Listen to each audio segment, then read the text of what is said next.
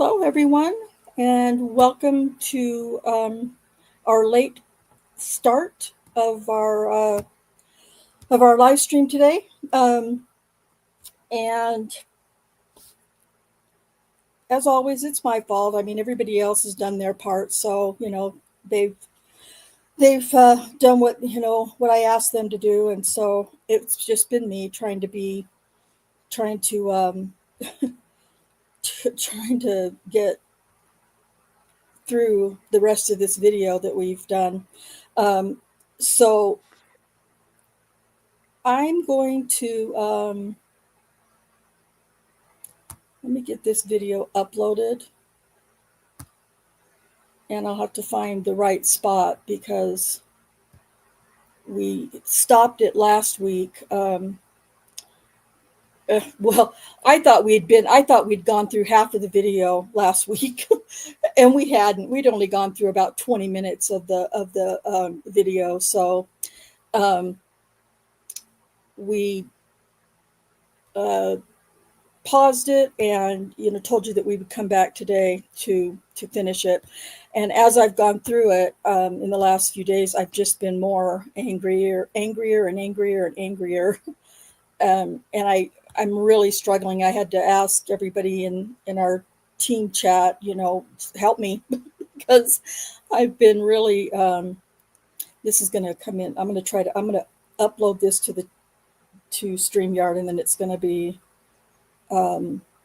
It's going to pop up, but I'll remove it. Hang on just 1 second.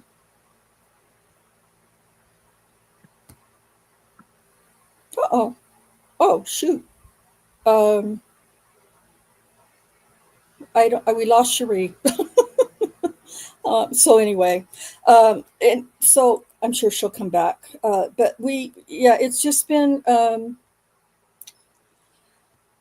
just really frustrating. And, we want to avoid copyright issues first and foremost, and be as respectful as I possibly can.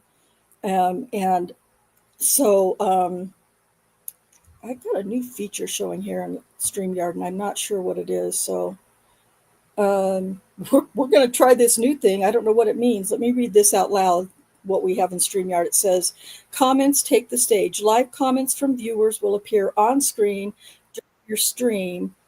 Keep the conversation going and make your audience part of the experience. Okay, I have no idea what that is, but I've turned it on, so we'll see what that does.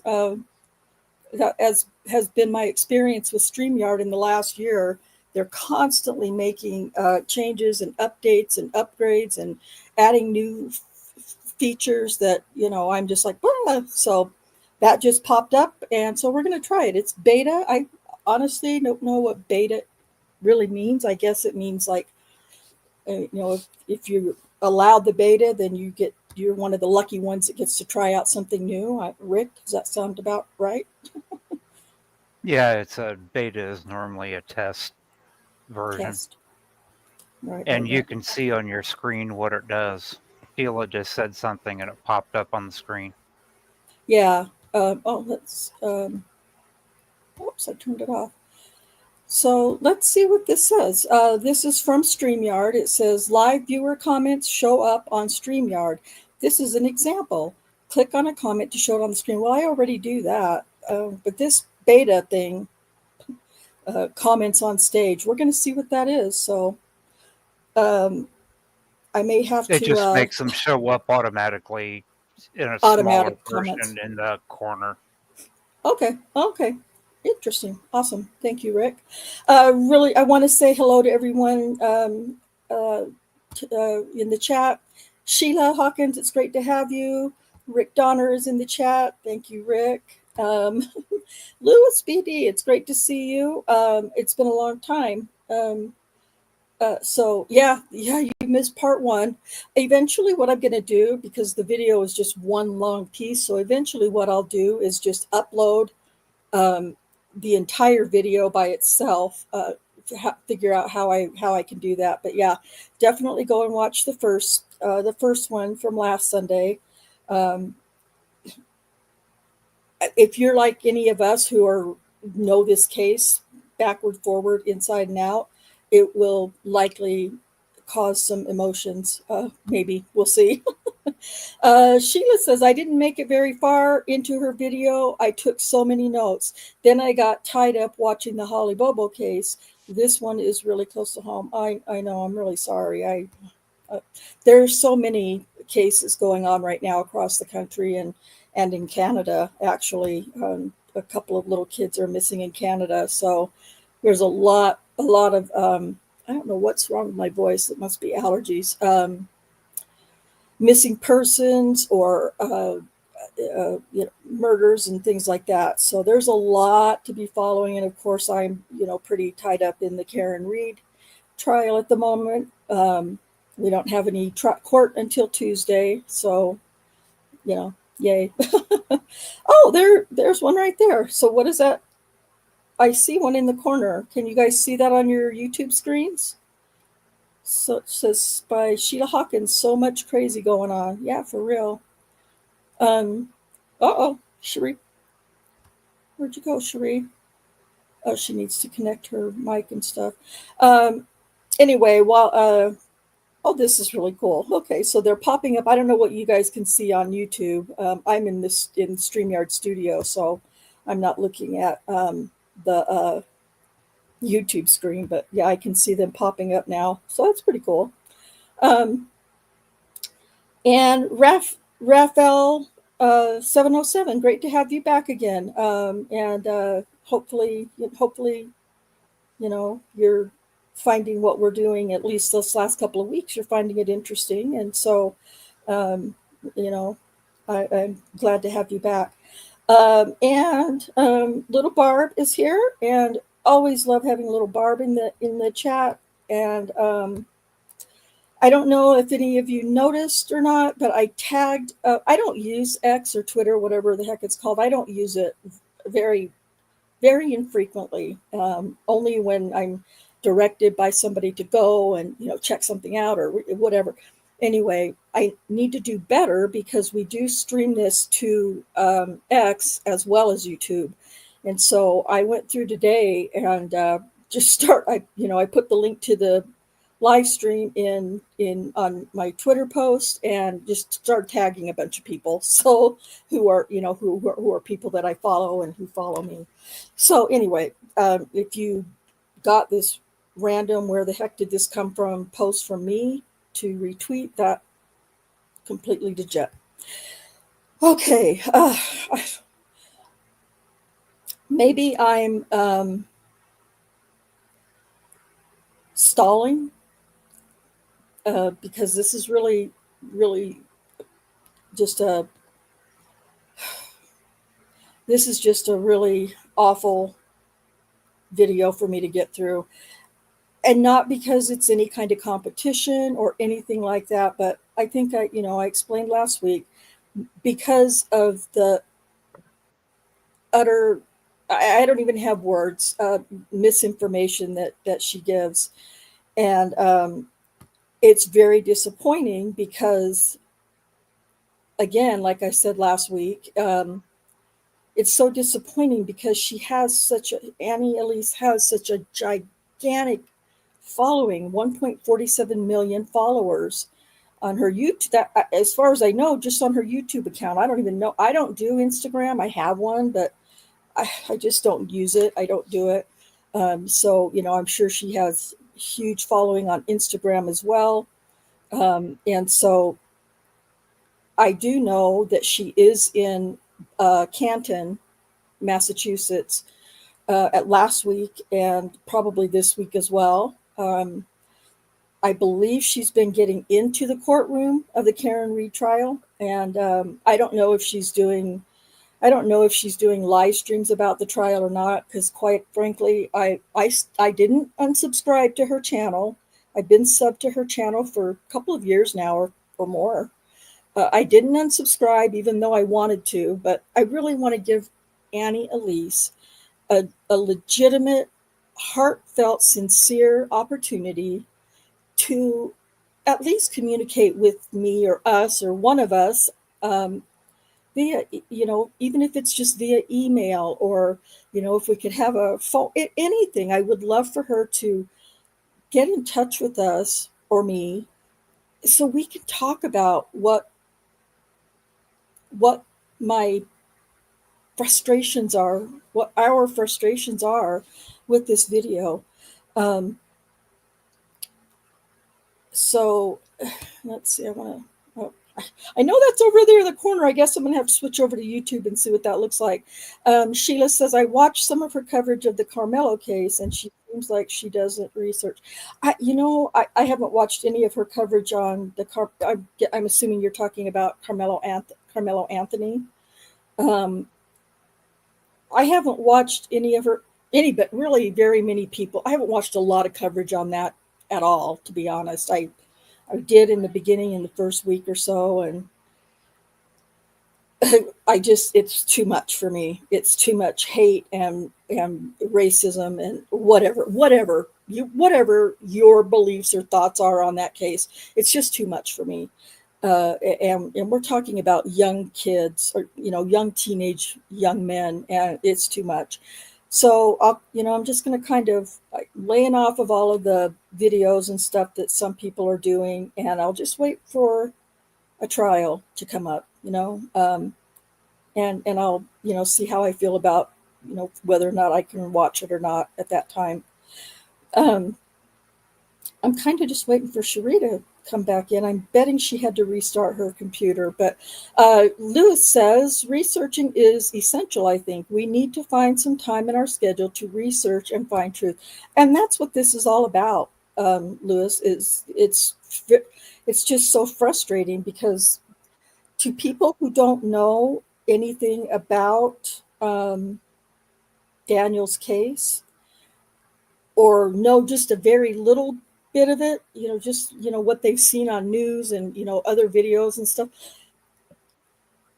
because she's has such a great following and she has apparently done really great research in the past. I I hope, um, you know, you would assume that she's done this research. And I went through almost every single comment yesterday. I didn't reply or respond to every one of them, but I did respond to several comments yesterday on the video because people are still commenting on it.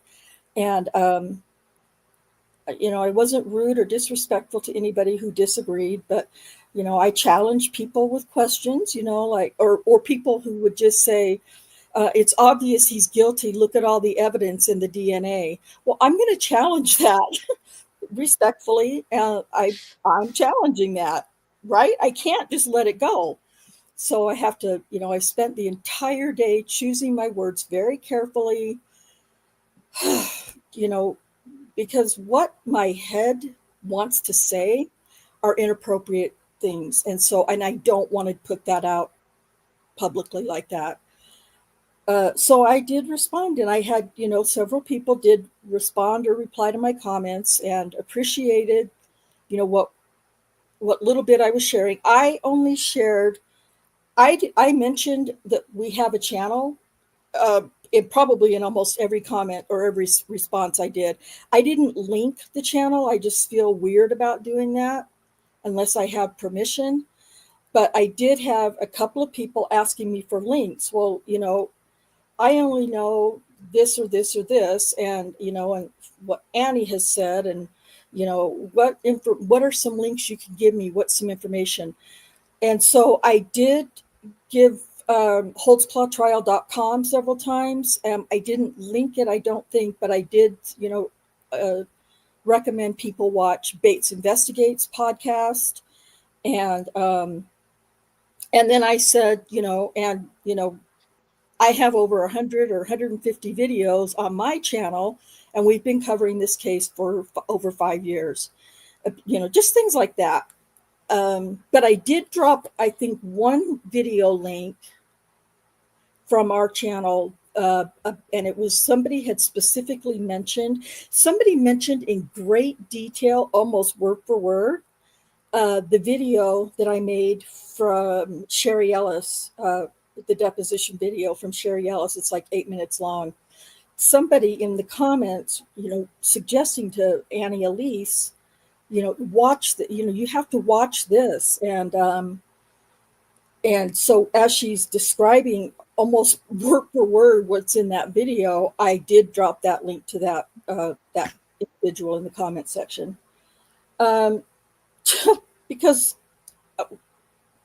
I don't know, other people were dropping links, and I thought, okay, I'm not trying to promote my channel here, but I did want to, somebody to see that we are giving, accurate information on the channel, and nothing that I can't prove with most of the stuff that Annie Elise, was talking about. We can disprove or set the record straight simply in the police report. In fact, I didn't pull up any trial transcripts. Now, what's in the police reports, because I believe that all of these accusations that these women made are false. Oh, that reminds me, I need to grab another police report I missed. But anyway, are false, but she's not even using the proper police report information. And it's like Rick was. I need to stop talking and let Rick say something about. But Rick, talk about what you were saying last week about where is she getting her information, if you would. Well, I think she watched the Giger presentation to the Court Reporters Association and just based it off that. Okay. Um, yeah, I mean, it's completely possible. Completely possible. So, yeah, that is really. I am looking over here on YouTube. That is really small writing over there, isn't it? That's fine though. I think it's still pretty cool. Anyway, so yeah, it does beg the question: where did she get her information? Because none of the facts are hard to find. All you really have to do is go to holtzclawtrial.com, and then of course listen to the podcast from Bates Investigates, and everything that said, every claim that she made can be corrected or proven to be incorrect just by going to holtzclawtrial.com and the podcast. Honestly, that's all I've really done is pulled up some of the police reports that I have. I do need to get another one. I'll do that one whenever, after I get the video started, because I went to a different screen. Let me just find that really quick. Anyway, so we didn't get a lot of views on the video from last week. I don't understand what's it called, the ratio thing. I don't understand how that works. So I don't know if we did get ratioed or what, but or if it was, because I really feel like the content was, it was definitely, I would have thought, worth, people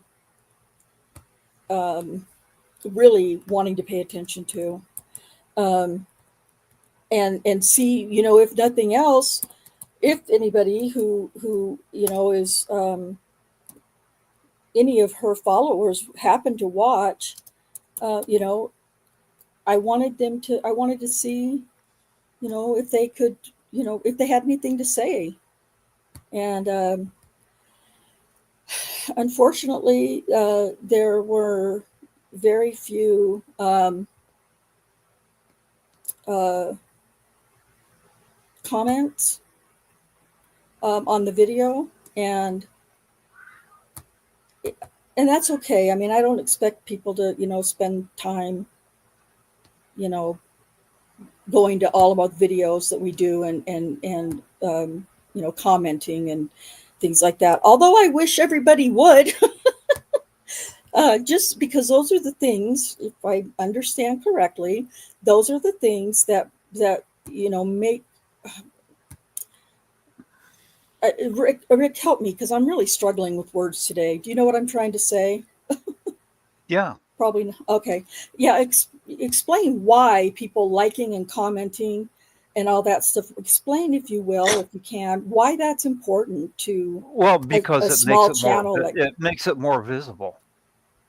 right? YouTube has algorithms, and the more likes and views that you get and comments, and when I say comments, I don't mean in the live chat, I mean comments under the video description. The more of those you get, the more it moves up in the suggestions for people that aren't subscribed.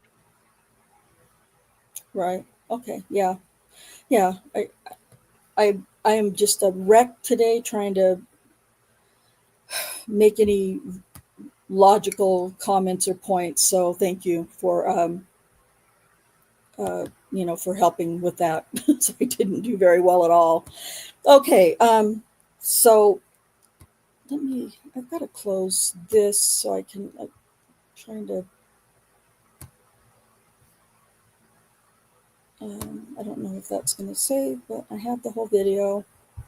I'm just trying to get us set up here with this video. Close the window on that. It's my editing software has been giving me a lot of grief. I probably don't have the proper amount of space or whatever it's called on my computer for it, and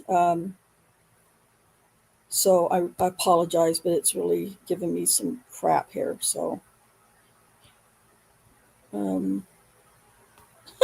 it's stuck on my screen, and I can't. The window to close it is stuck on my screen, and I can't see the StreamYard studio or anything. Okay, there's the studio. Holy crap. Anyway, yes, algorithms. Thank you, Sheila. All of you, thank you for your comments and stuff. I haven't seen them all because I've been trying to fiddle with some other things. But I'm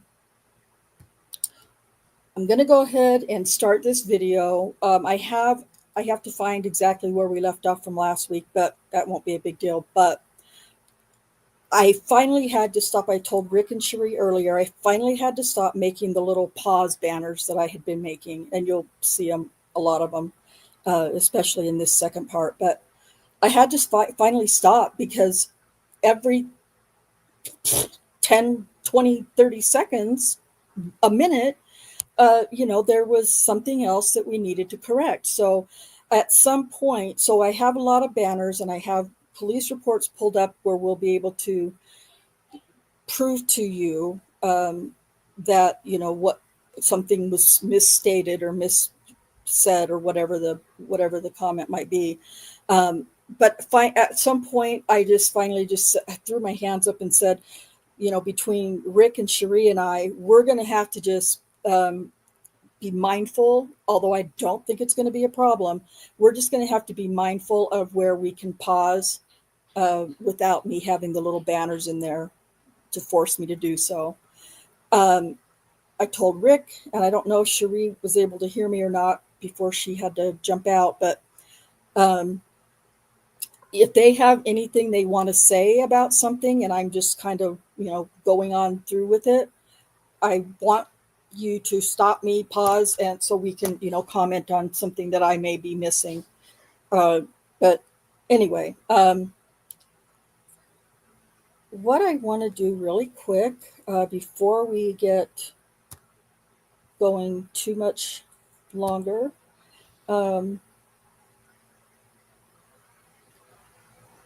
let's see.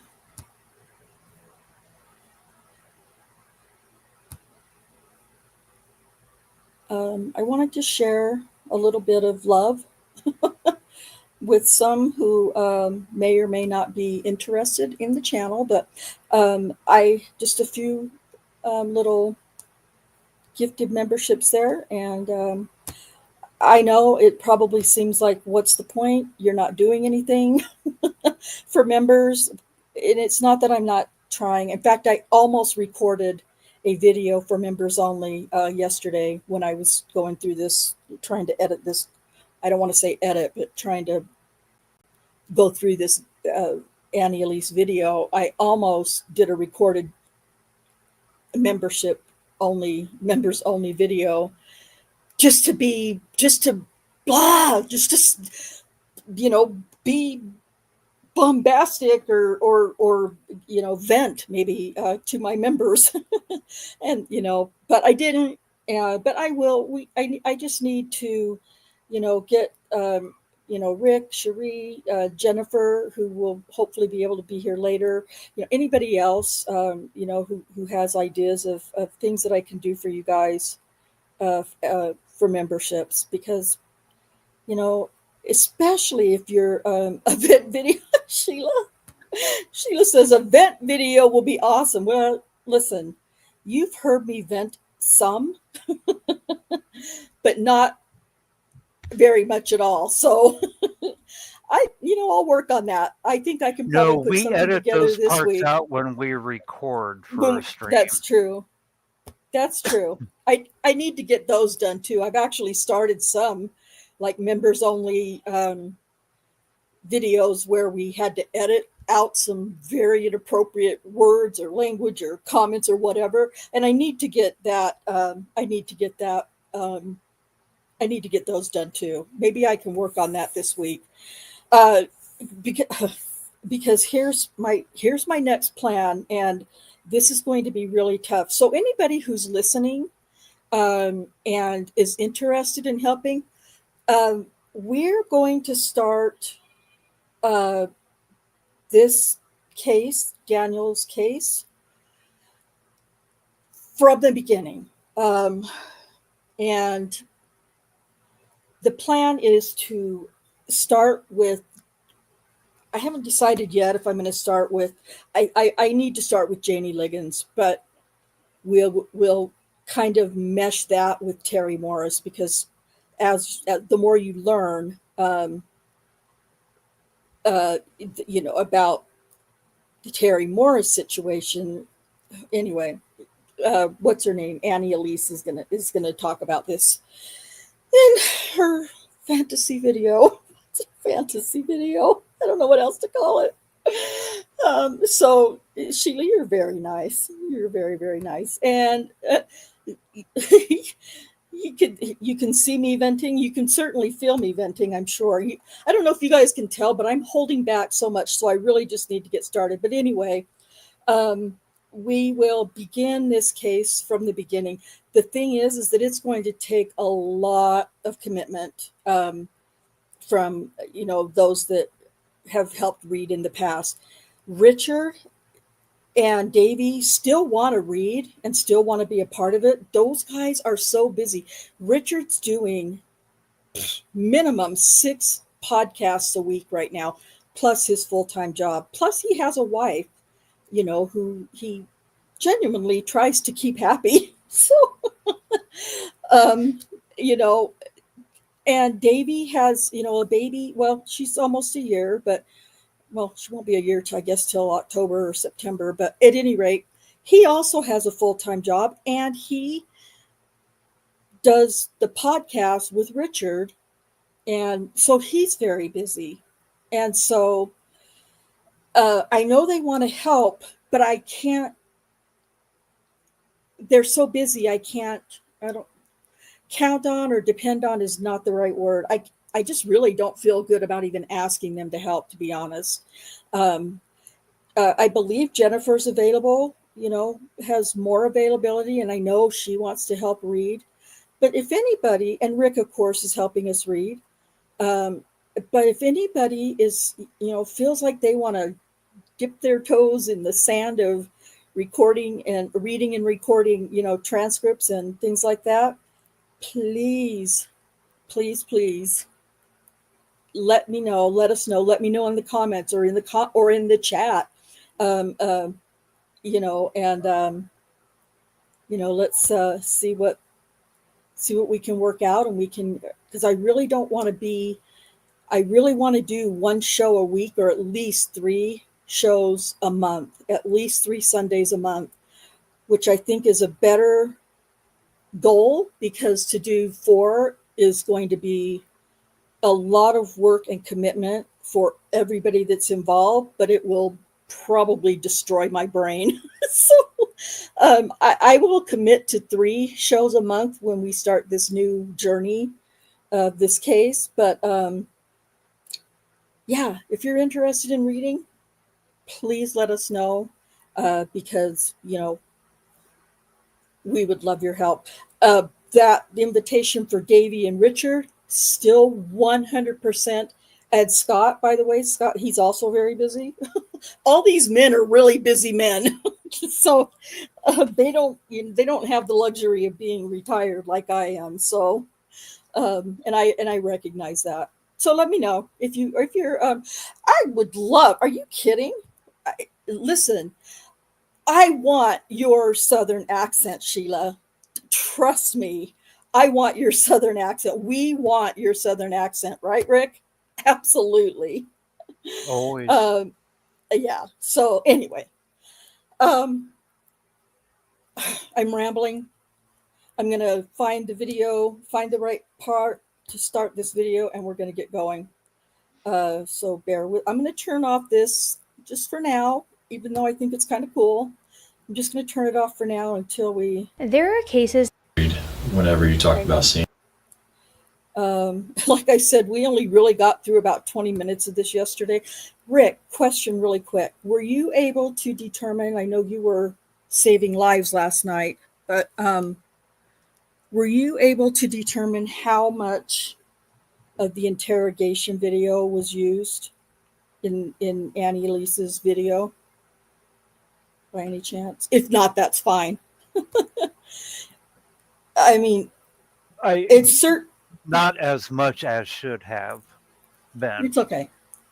is the best answer I can give. She there again, it's almost like Giger edited the video for her. Yeah, I know. I know. All Or right. I Kim did. Davis.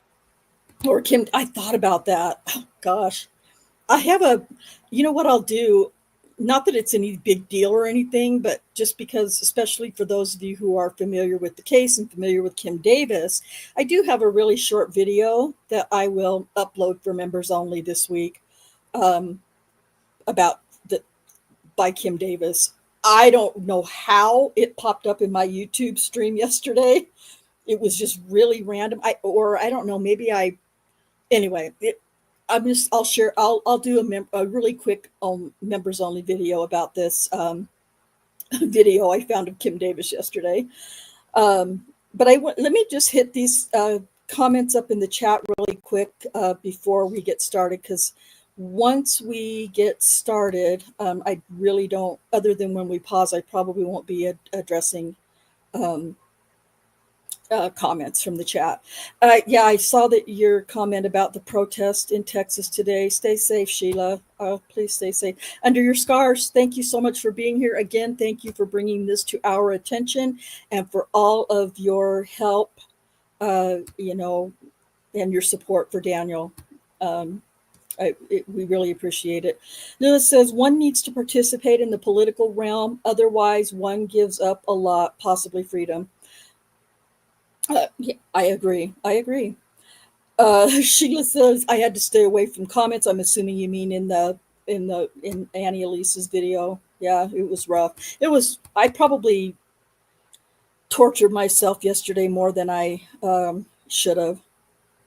Um, let's see.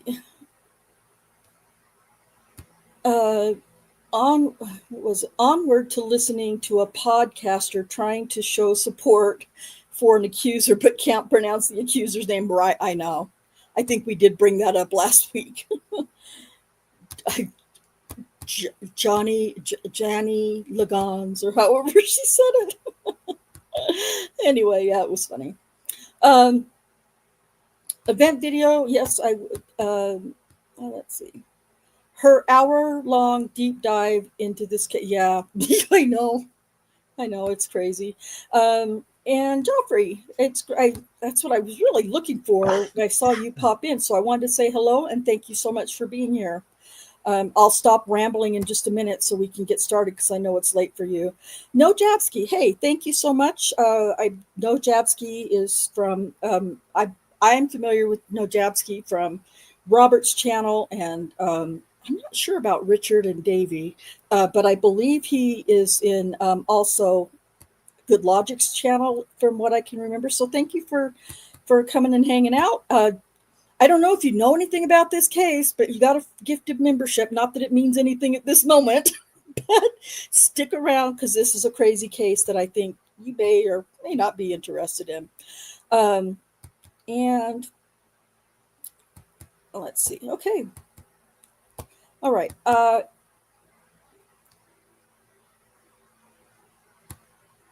Let's see, Joffrey. I had the impression that this interview was an ambush. Which interview? I'm not sure which interview we're talking about, Joffrey. But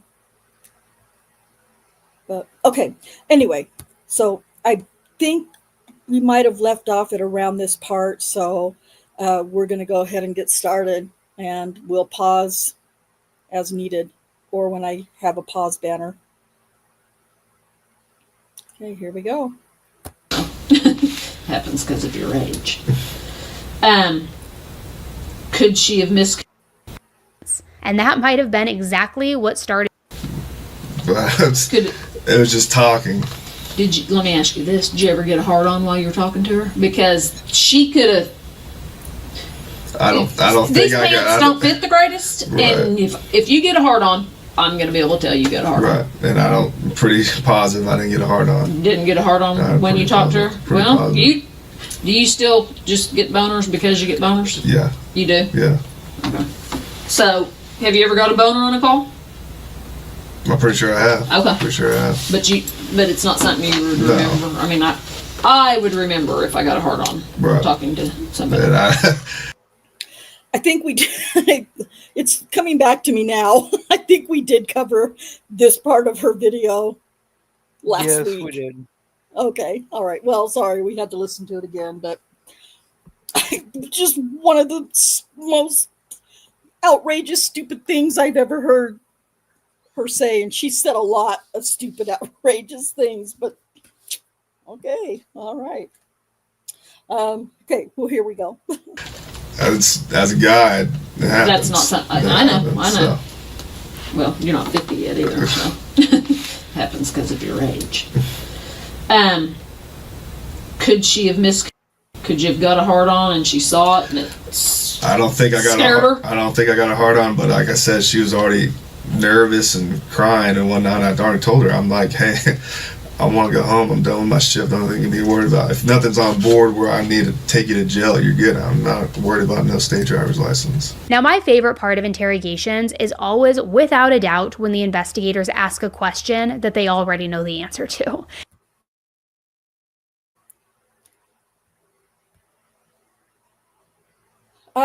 I think we kind of talked about this a little bit last week too. I think we got this far because if we didn't, I don't remember if I have a banner in here or not, but Kim Davis didn't have answers to anything at this point. No, she didn't. Yeah. Right. This was the very beginning, despite what the creator is going to tell you coming up. This is the very beginning of this investigation. And anyway, so she didn't have any answers to anything is the whole point. Yes, Sheila, he does appear very embarrassed and uncomfortable and awkward and feeling very uneasy. So anyway, yeah, I agree. Well, considering the questions that she's asking him, are you surprised? I really wouldn't want to describe and list the times that I got a hard on to that woman either. Well, to anyone that you're not intimately involved with. But I know I've said this, but I get the whole thing about cops having this camaraderie and having feeling comfortable with certain words and language and content and topics, but that's not just limited to cops. I mean, women do it. I don't know if any women in the chat are going to admit to this, but I've had some really, really, really inappropriate or questionable or whatever you want to call it, just having fun, maybe a little alcohol involved conversations with some girlfriends. So, women are just as bad. And I've never been around men that are having these kinds of conversations, but I would say that women might be as bad or worse than men sometimes, just from my experience. So, even though Daniel appears, for those of you who are saying he's uncomfortable, he looks uneasy, he looks, shy. I can't remember who said, I saw somebody said the word shy. I don't remember who it was, but he That was really, Lewis. Okay. Yeah. Very shy in the sense that he just doesn't, I keep saying didn't like he's not here, but it may be very different now. The life that he's living, he might have to be, very different with how he speaks. But that wasn't the way that Daniel spoke, and it wasn't the way he communicated with people, with the way that she's talking to him. And if you watch the rest of however long this video, I need to back up just a quick second. This interrogation video, for those of you who have watched all of it, you know that it's close to or just a little over 2 hours long. Mm-hmm. This video that Annie has put together for you is out of context. Obviously, she's not showing you the entire video, so she's kind of, and I listened back to some of the things I said last week. I said she wasn't editing it or chopping it up or taking it out of context, but she really did. The more I listened to it and watched, and the more because of what I know about that interrogation, she absolutely took things out of context or cherry picked. I know that's such an overused word, but she absolutely cherry picked some of the most, outrageous parts of the video. So, and that's done there's reasons for why people would, why she would do that. So, yeah, it's like doing an interview with me and going, how's come the sky isn't blue on Mars? And when I answer, I go, well, the sky isn't blue because, and then not using the portion of my answer that says on Mars. Right. You just selectively take that context out of there, and somebody watches the video and goes, this guy's a flippin' idiot. He thinks the sky isn't blue. Yeah, exactly. That's a great analogy, and I appreciate you saying that. That's perfect to describe, because even though we didn't get a chance to actually count how much of the video she played out of context and cherry picked, I would imagine I'm guessing maybe 15 to 20 minutes of the video, maybe a little more, If 25. that. Yeah. And this is almost a 2-hour-long interrogation video. So Annie, is, anyway, I just need to relax and let this play out one step at a time as we go along. So here we go. We'll go back. It's like they're setting a trap, right? Giving the person just enough rope for them to hang themselves. And in that department, Daniel's interrogation did not disappoint. Did your pants come unzipped, unbuttoned, anything while you were standing right there? No. CSI is processing your car right now. Right. And when we stepped out, they found some pubic hairs right in here. Could they be yours? No, that's not. I didn't pull my penis out. I didn't do anything right there. Did she? No. But do you think they could be? No, it's not. No. Nothing of mine. Your pubes couldn't be? No. Right there? No. Has your penis ever been out by your car? While I'm working? No. Not working. No, Have you ever had sex in the backseat of your I car? have not. Because, I mean, some people do. I'm not saying forced sex, consensual sex. Right. So your penis has never been in your backseat. Is it possible any of this DNA shares? No, it's not. I would like to go at it. Not my DNA.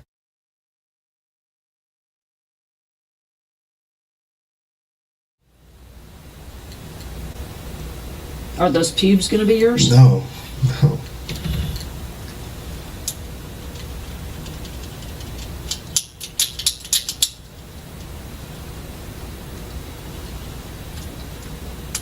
Are you worried about it? This whole situation I'm worried about. I mean, I've never been here, never been questioned, especially in like a room like this. Obviously, I'm worried about the whole circumstances of Earlier, station you and got to everything. understand we kind of see different things. Okay, you seem a little extra worried whenever you talked about seeing her. We talked about seeing her boobies. Mm, You sure she just didn't flash you?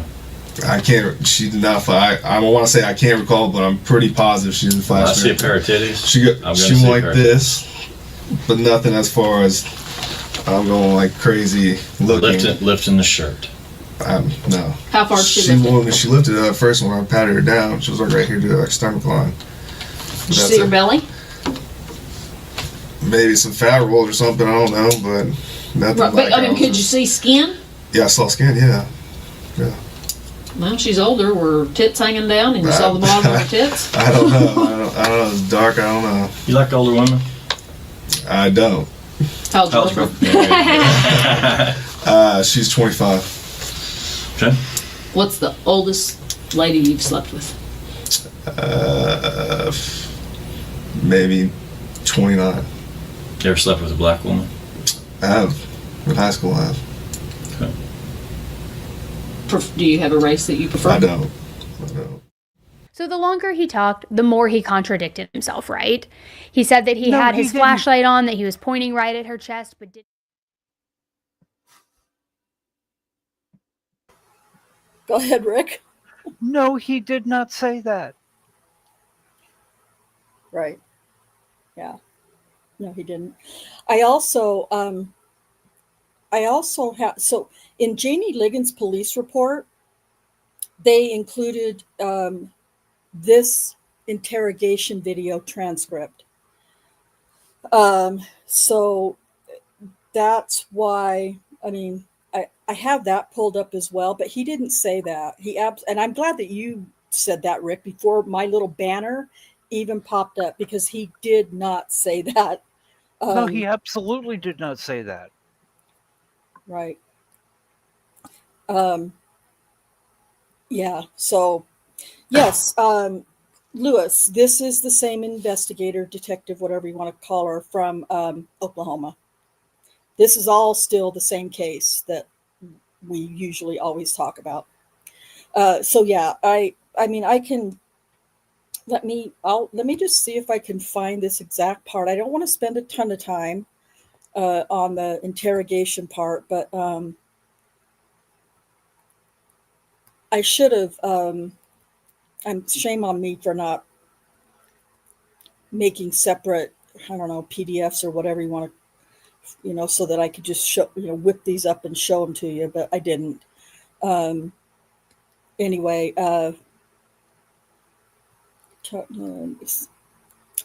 here's the problem with it.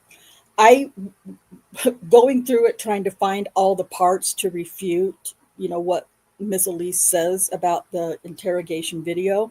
I got stuck reading, and it's part of my problem. It's part of having ADHD.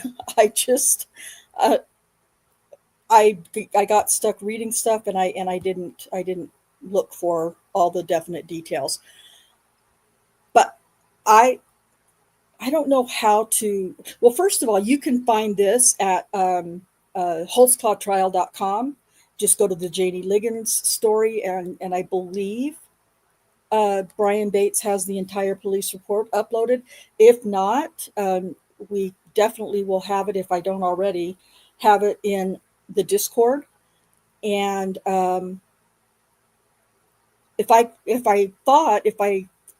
I'll see if I can put some of these things in the description. I don't know if it works like that with PDF files, but I'll try. I'll give it a shot and see what happens.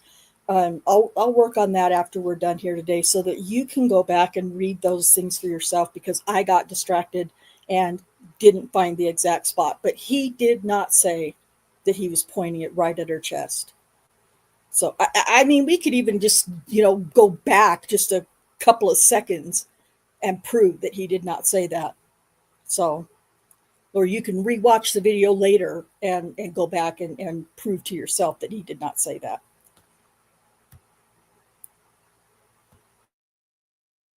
But didn't know whether or not he ever saw her skin or her breasts because it was dark, and it was like he couldn't remember exactly what even happened. Now keep in mind, this interview took place the very next day, but he was acting like what had happened was some distant memory from years ago. And like the guy in the interview room said, if he saw somebody's breast literally the night before, I'm gonna remember. That's not an I don't know or a maybe kind of situation. So it was just red flag after red flag after. Also, if I've never been a cop, but I am a human and I do have common sense and I do practice logic fairly well. If your police work the night before, on duty or off duty, we're not going to debate all that right now, but if it's a normal encounter for you, like just a, stop, search the car with permission, asked her some questions in the backseat, did the pat down, all the things, and had a conversation with her about, get your license, get your insurance, whatever the conversation was. It was other than not calling it in and not having his computer and stuff on. It was just a regular, normal encounter with a citizen. So I'm not surprised that he's not recalling, but he did say he did see skin. He thought he saw skin on her belly. So, that was another kind of misspeak. And so he did say that he saw skin. So, for her to say that he didn't, he said he couldn't remember if he did, he did. And he unequivocally said that he did not see her breasts. So just a lot of disingenuous commentary as far as I'm concerned. A red flag.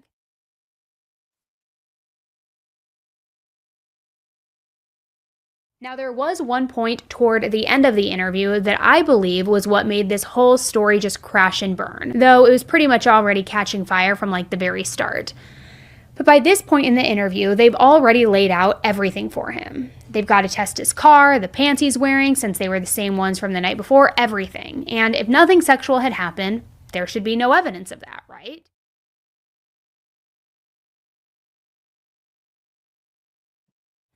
So again, they're asking him questions like, have you ever had sex in your patrol? Go ahead, Rick. Yeah, he wanted, then she did miss the part where he went, go for it, go at it, test it, not mine. Right. Yeah. And I don't watch this interrogation video unless for some reason I'm forced to, which obviously right now we kind of are. So it's been a long time. I would say at least 3 years since I've sat down and went through this interrogation video with a fine tooth comb. And I lost my train of thought, but at the part that we just finished that she just showed in her video, he seemed pretty confident to me. And I don't know how anybody in the chat feels, or Rick, how you might be feeling, but he seemed pretty confident to me. No, I did not see her breasts. And I believe there's only one time that you'll hear Daniel, well, probably not in this particular video, but in the interrogation video, I think there's one, maybe 2 times where you hear Daniel use the word boobies or boobs.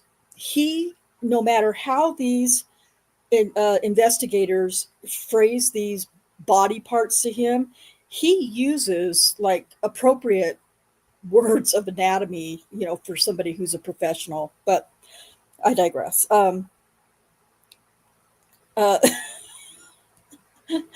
um, yes, we understand, Raphael. It is very, very, very cringe to watch, especially as we point out the the facts in rebuttal to the things that she's offering. So it gets even worse. It gets even worse, Raph. It gets even worse. So hang on. Please don't leave. Just mute it or something, but don't leave. Just stay with us. Car, and not in a bad or unlawful way like with somebody you pulled over with a citizen, but maybe even his girlfriend. You never know, maybe it was some sort of role-playing fantasy type thing, but he continued to deny everything.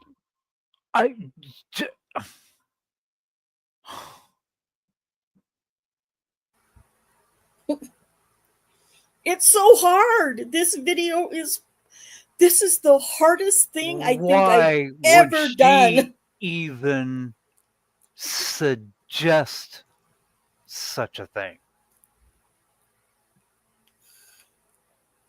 I don't know.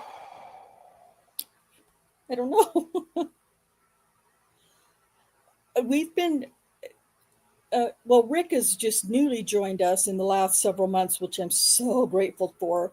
But Cherie and I have been doing this for coming up on 5 years.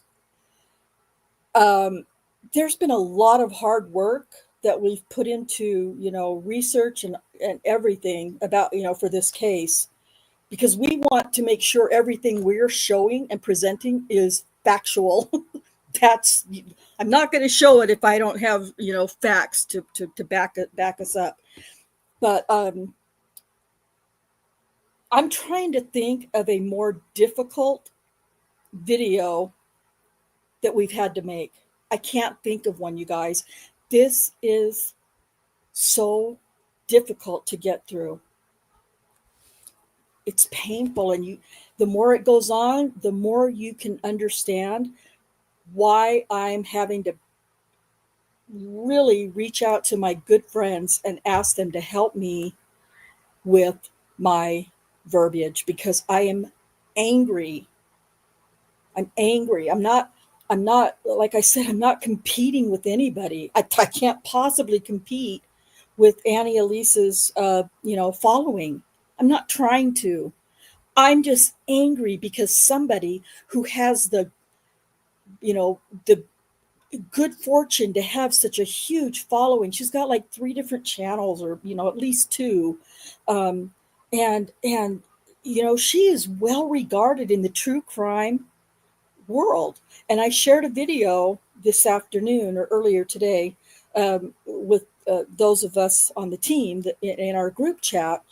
I just shared a video, and I just wanted them to watch like 10, 15 seconds of this video. It had to do with the Karen Read trial, and it was an attorney, talking about the trial, blah, blah, blah.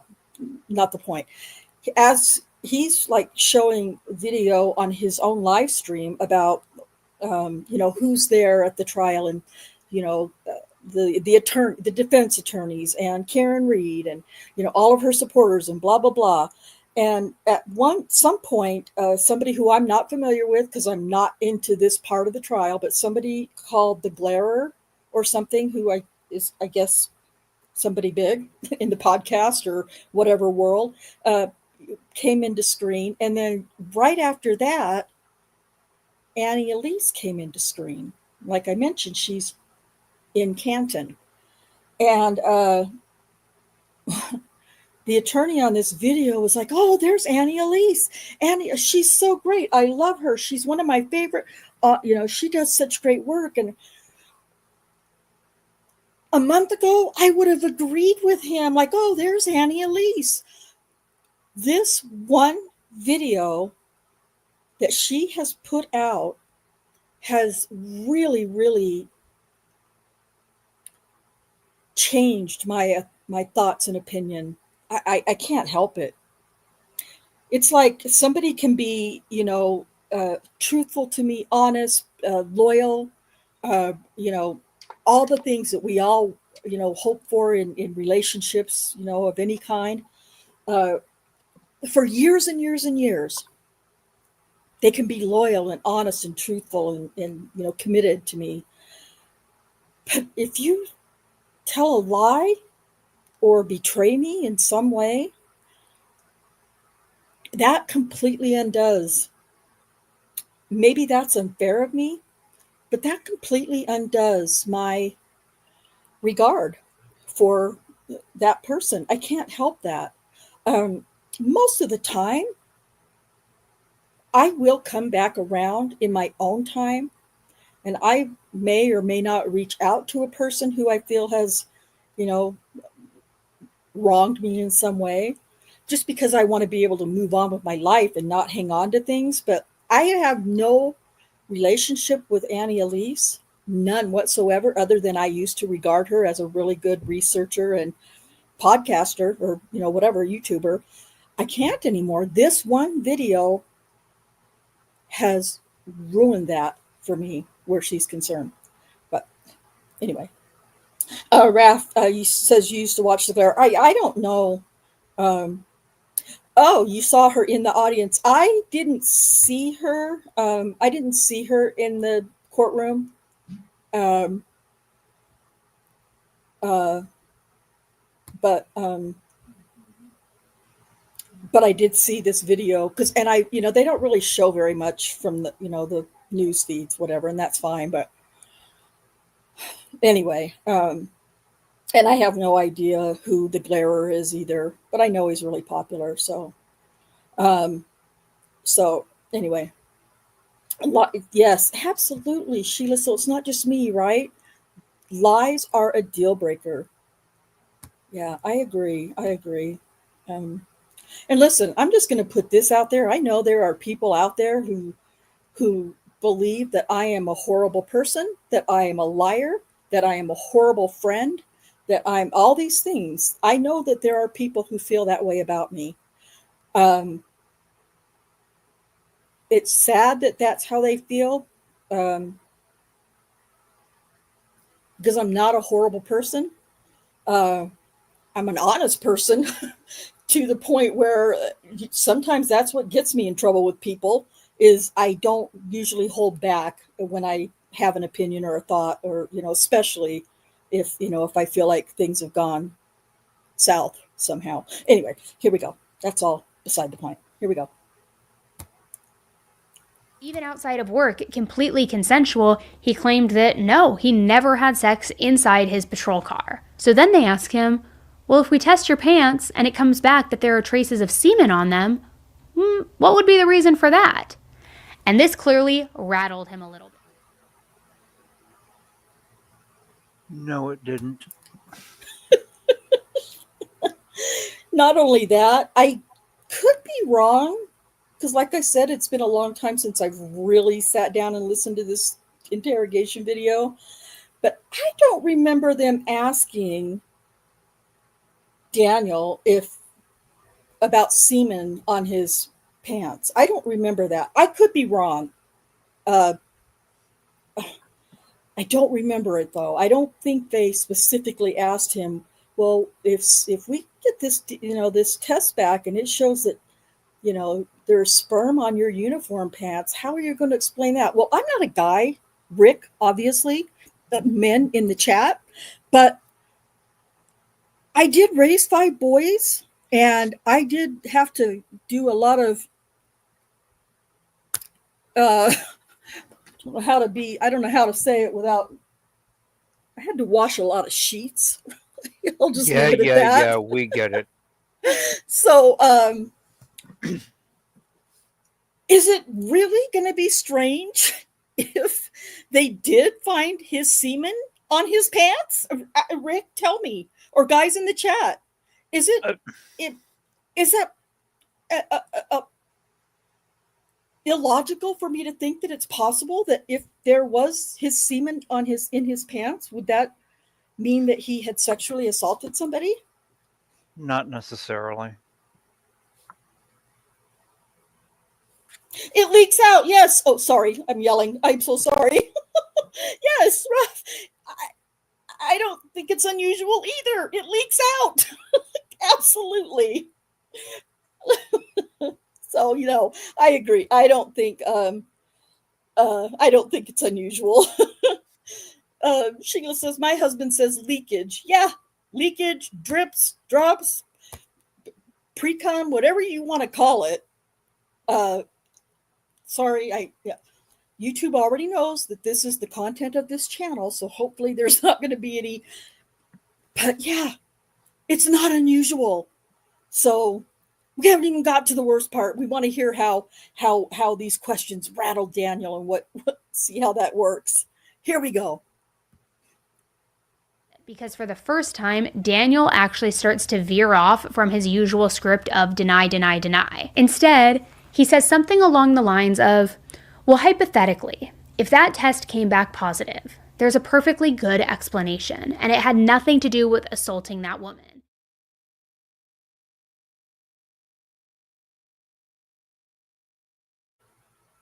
Because nothing like that was ever said in this interrogation.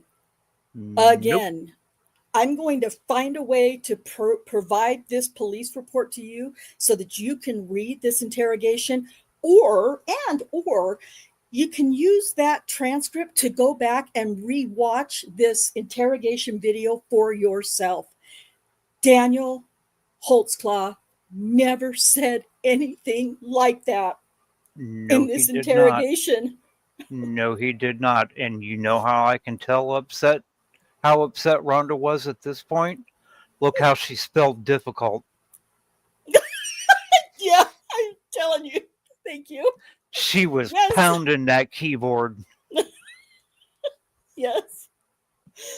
I'm not sure if it was at this point or not, but in our group chat, I just was typing away. I don't remember if it was I think it was last night, kind of late last night.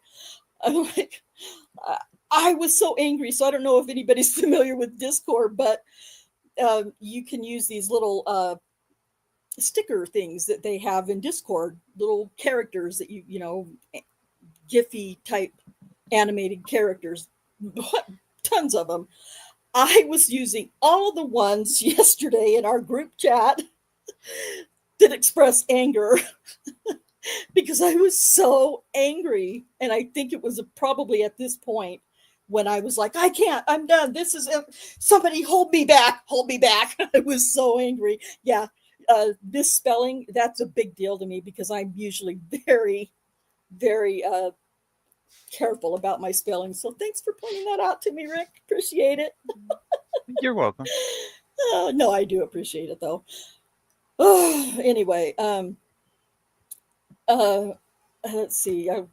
While we're paused, Sheila says, apparently it happens. I personally haven't had it happen to me, but I bet Kim knows exactly how it feels. Oh, well, apparently she does, because she says she would know if she got a boner. So of course she would. She's right, of course. Okay. Oh.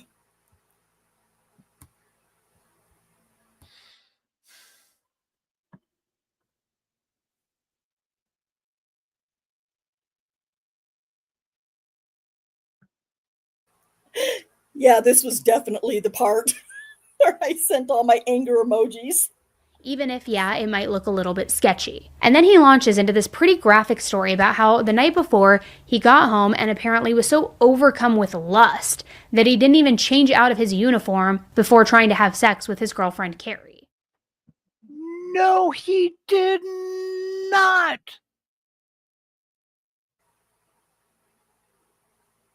Are you sure? Are you sure, Rick?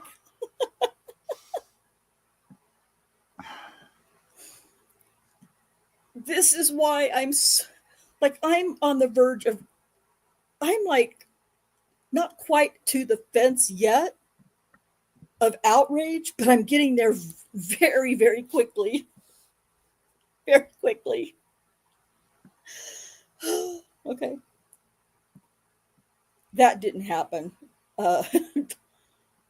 I mean, at least as far as the police interrogation video and transcript are concerned, that never got said.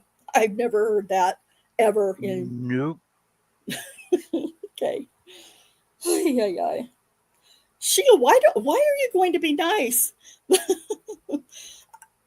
Don't be nice, please. I need people to not be nice with me.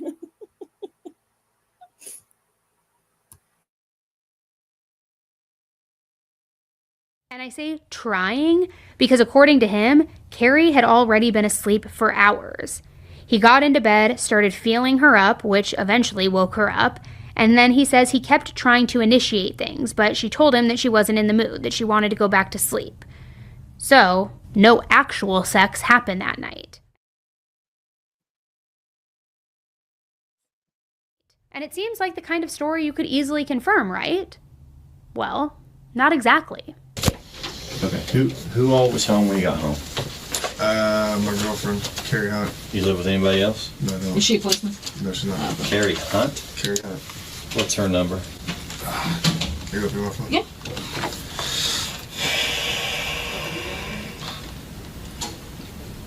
As much as I don't want to get her involved. We're not gonna tell her what's going on, but we are You gonna. tell her whatever you want to. Yeah, we're not gonna. Her number is going to be 918.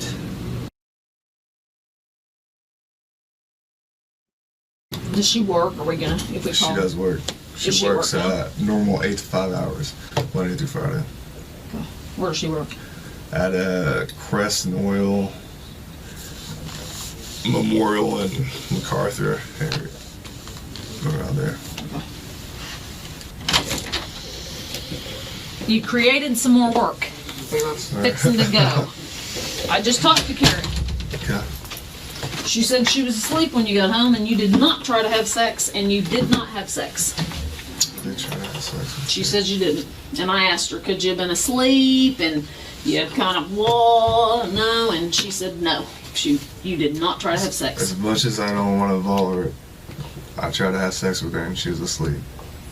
Carrie goes to sleep pretty early, about 9, 10 at the late. Okay, but she would know if you tried. I'm a woman. I know. And my husband comes home in the middle of the night, and I'm like, are you kidding me? I've been asleep. You said you twirled around her vagina, I did. and you put it in a little bit, and then she said, I'm tired. No. I did. She would remember that to tell me. Shoot.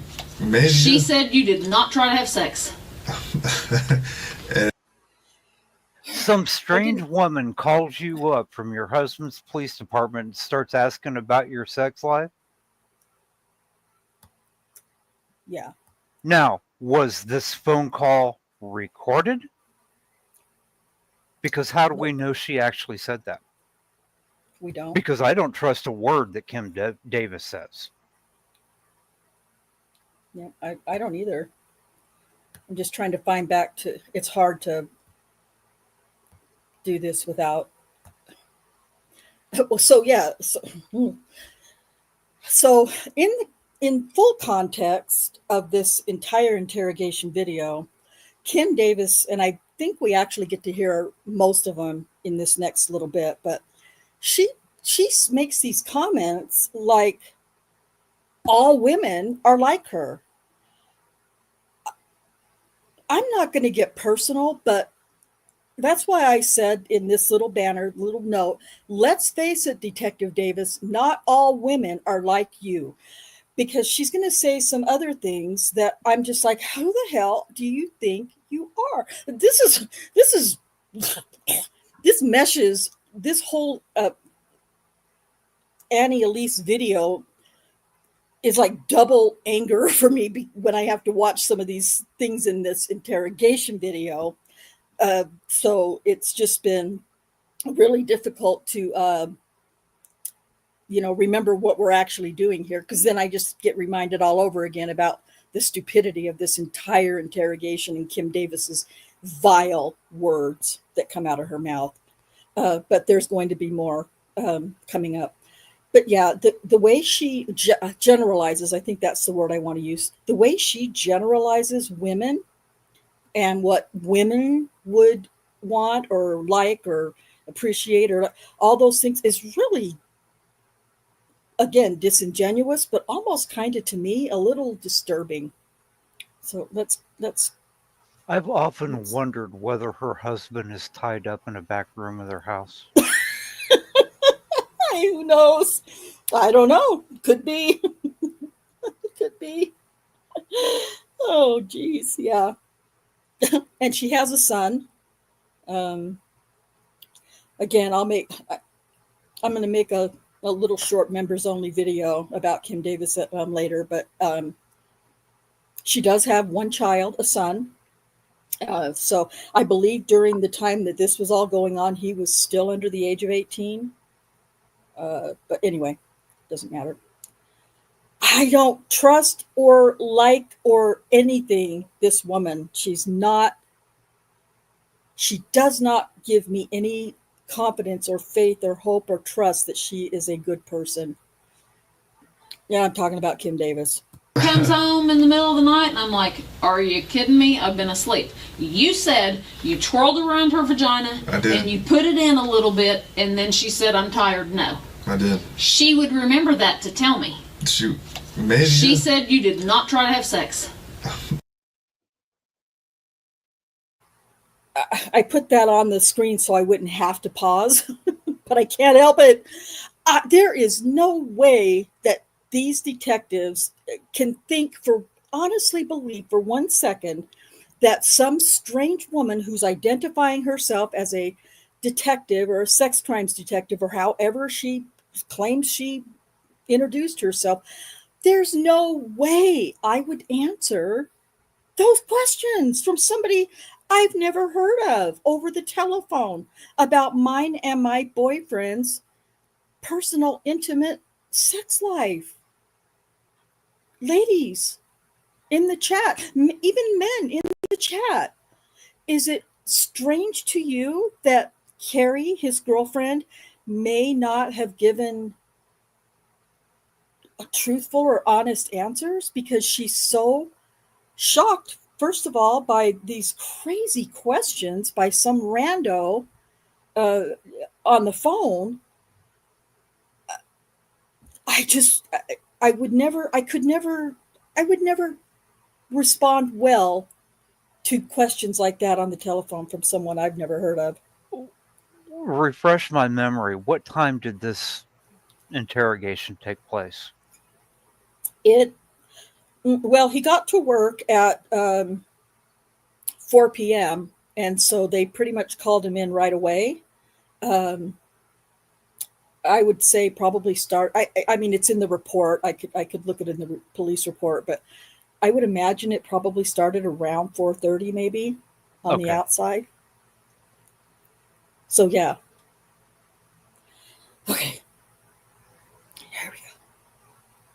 Listen, there is no chance that we could get a copyright strike sharing this video because less than a minute apart, I'm having to stop to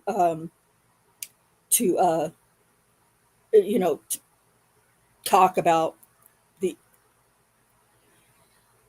inconsistent or misinformation or however the polite words are. Let's see. Don't mind me. Thank you for being here. I appreciate you hanging out with us. Says, consider that maybe his girlfriend thought they were trying to entrap him and charged him for rape. Yeah, that's a whole other topic. Yep. Great point. Yep. Where have you seen that before? Yeah. Right there in my notes. Yep. I have those. Oh, I have your notes. Did not trust Kim Davis. Realized it was a setup. Yep. Those were in the notes that Rick sent to me last week before we did the first part. So, yeah, thank you. That's a great point. Don't mind me. Let's see. Think about Kim and her voice calling you, Rhonda, and asking about your sex life. I would probably hang up and then dial the police and let them know that I had just had a prank phone call of a sexual nature. I really would. Oh, especially with her voice. Oh. Yeah. So, um, yeah. We talked a little bit about the read technique last week in our video last week, TJ. And Davis is absolutely using the read technique. And I'm not going to lie, she's good at it, but it is disgusting the way she's using it. Yes, it's 100% constant inconsistency in this, not the interrogation video, but the entire Annie Elise video. And it's more personal because it's Carrie, but I did try to have sex with Carrie. I did.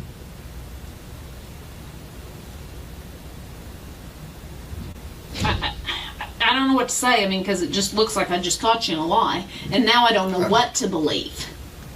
I'm telling you. I don't know what to believe because you tell me this, I go to verify it. She tells me the opposite, and now I'm wondering what you're telling the truth about. Maybe because she doesn't know what the heck's going on. No, she doesn't. I didn't tell her. And I'm glad, but detectives calling her, any other officer asking her a question like that. I know. She may be scared. And I don't want to involve her, but she's involved that's because my girlfriend. That's you need her involved for you. Right. But now she's given the story that you're not given. I'm telling you, I tried to have sex with Carrie, my girlfriend. She is going to remember your weenie twirling around her hoo-ha. You remember that. I'm sorry, I don't care how much of a sleeper you are. You remember because it pisses you off. What's that, Rick? She sounds like a 15-year-old boy in high school. Right. I don't know. 15-year-old boys might. Your hoo-ha? Really? Oh my God. Your weenie twirling around her hoo-ha. Come on.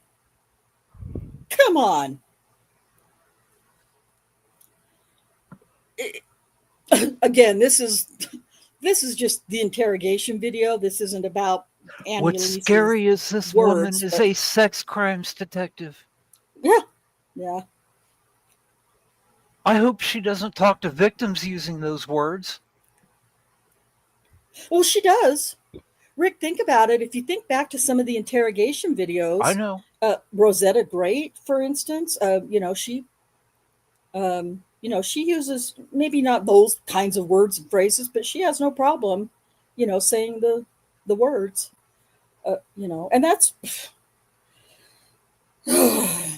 anyway. Again, with the whole, because I'm a woman and it pisses you off. If my husband comes home in the middle of the night and he's waking me up trying to and I'm paraphrasing her words, it pisses you off. Well, it doesn't piss off every woman, Kim Davis. Not every woman feels that way. A lot of women like it, a lot of women do it in reverse, give that same, behavior towards their partner. So this is just, for her to generalize women this way is very, very, very anger inducing. But anyway, I digress. In the middle of the night and you go, are you serious? Don't bother me with that. Maybe you should call her and ask her if she's a deep sleeper. Because there's multiple times I've tried to do that. Multiple times we've had sex. Multiple times she has pushed me off. You told me that you have sex every day, and she says you did not have sex today. We didn't have sex today. No. We didn't. Well, you said you have sex every day. Mostly every day, yes. So if I call her back, is she going to tell me that you'll have sex every day? We did not have sex, but recently, mostly every day, yeah. I'm a woman and I know what it feels like to be woke up for sex, and I don't like that, and you remember it, and good for you. You're not his girlfriend. Also, how do you know they're not going to have sex tonight when he gets home? Well, probably not now, since you called her up like a weirdo and started asking about their sex life. I'm sure another conversation's going to happen. Yeah. Yep, for sure.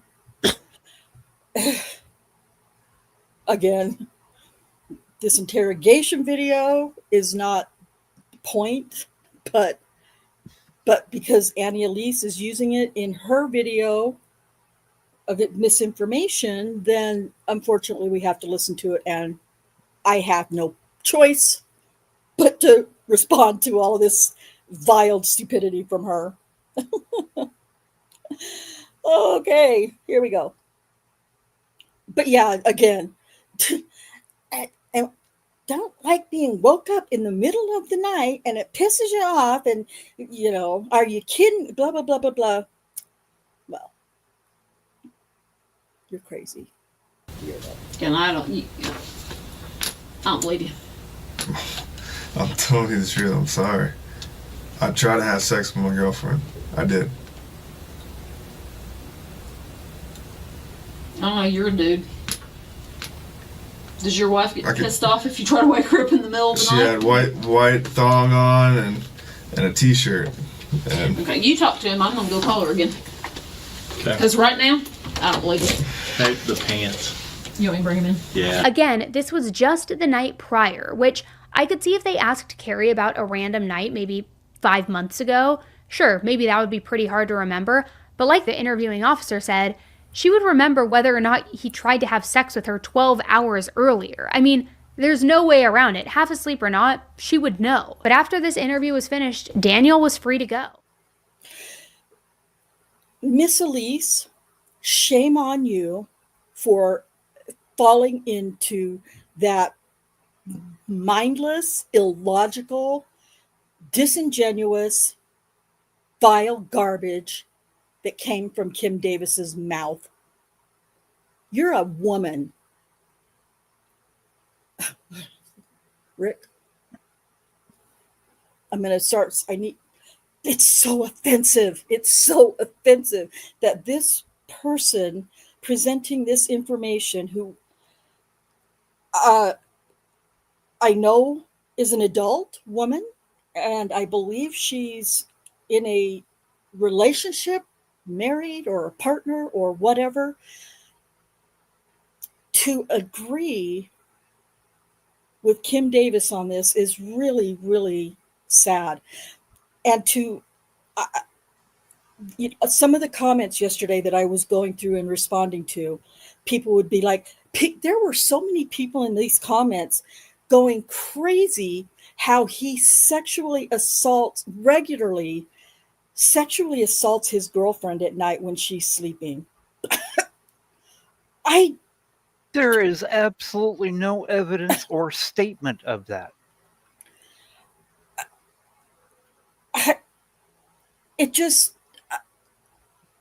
I'm fucking speechless. Those of you that know me know that that's almost impossible. I don't know how Miss Elise can say that and think that a woman would be comfortable answering these horrible questions from a stranger on a telephone. And one of the reasons why I wondered what time this took place is because of his girlfriend being at work. Right. Well, Daniel does say in the interrogation that, and it's in the she's transcript, got a regular 8 to 5 job. Right. That's why I wondered what time this happened, because I'm thinking, no, she wouldn't want to talk about it, especially if she's standing at her place of employment. Exactly. We'll have to, you know what? That's important, honestly, as far as the interrogation video goes. Because that's a good point to be made. What exactly, where was Carrie at the time that these phone calls were taking? And not one phone call from some random weirdo asking about my sex life with my boyfriend, but 2. Did you have sex with your boyfriend last night? He says you had sex. I can't even imagine that anybody thinks that that's an okay thing to happen. Well, I can tell you exactly what my response would be. My response would be none of your business, and what makes you think you have the right to call me and ask me that question. Yeah. And Rick, you know me, and most of you in the chat probably know me enough to know that I would have been dropping some big, big F bombs on that phone call, on those phone calls. I would have been going nuts. So, anyway. Did did Daniel have his phone with him in that interrogation? Yes. I Yes. don't ever recall his phone ringing. Now, Um, I would think if the detective called his girlfriend and started asking questions like that, the first thing she would have done when she hung up was try to call him. right.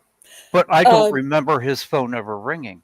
it did, and I don't remember which part, but I Okay. know that it did because he's got it sitting on the table, and he goes, it rings or vibrates, and he goes, "Oh, there she is right now." You know, that's Okay. her right now. Or, but I'm not. But that's a good point. That's a good point about when. I'll have to watch the Yeah, no interrogation kidding, video Sheila. itself. What she? This one. I can't imagine how she sounded on the phone. Kim, did he touch your hoo-hoo? Maybe your boobies? Did he twirl his weenie around your hoo-ha? Seriously? Oh, or was it might have been this one. Yeah, I feel bad for his girlfriend too. It's just uh, like seriously, someone calls me asking when is the last time I had sex with my husband. What the hell? Exactly. I know that I want to catch, I can't go back to all the comments, but I did see Jennifer O'Connell, and it's great to see you, Jennifer. Thanks for popping in and hanging out with us this afternoon. We really appreciate it.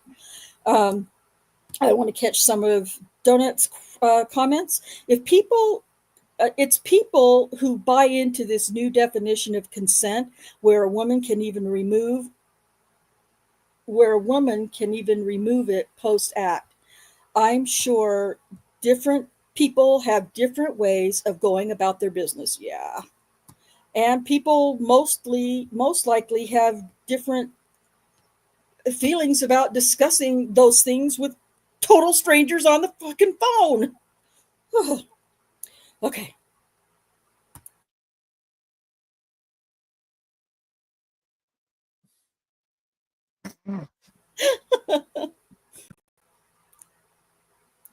He didn't walk out in handcuffs, he wasn't arrested, none of it.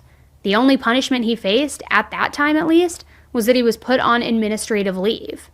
And get this, the leave was paid. He had to turn in his badge, his gun, all his official equipment, but then he got to go on this nice, long, paid vacation. That was his punishment. Bull. I needed a response from you, Rick. This is why I'm not worried about copyright strikes, because there is so many times that we have to stop just to correct things that are incorrect. He did not go on vacation. He was put on an administrative leave. Yes, it was paid administrative leave.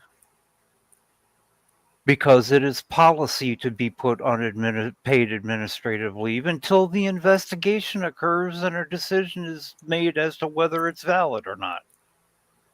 That's standard in every bloody police department. Well, Rick, not only police departments, but in, I don't know. I mean, a lot of just regular jobs that people have. Uh,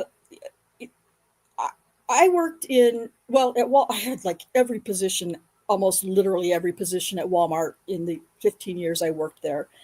The last two positions I held was in HR, and then that was second to the last. And my last position was in asset protection.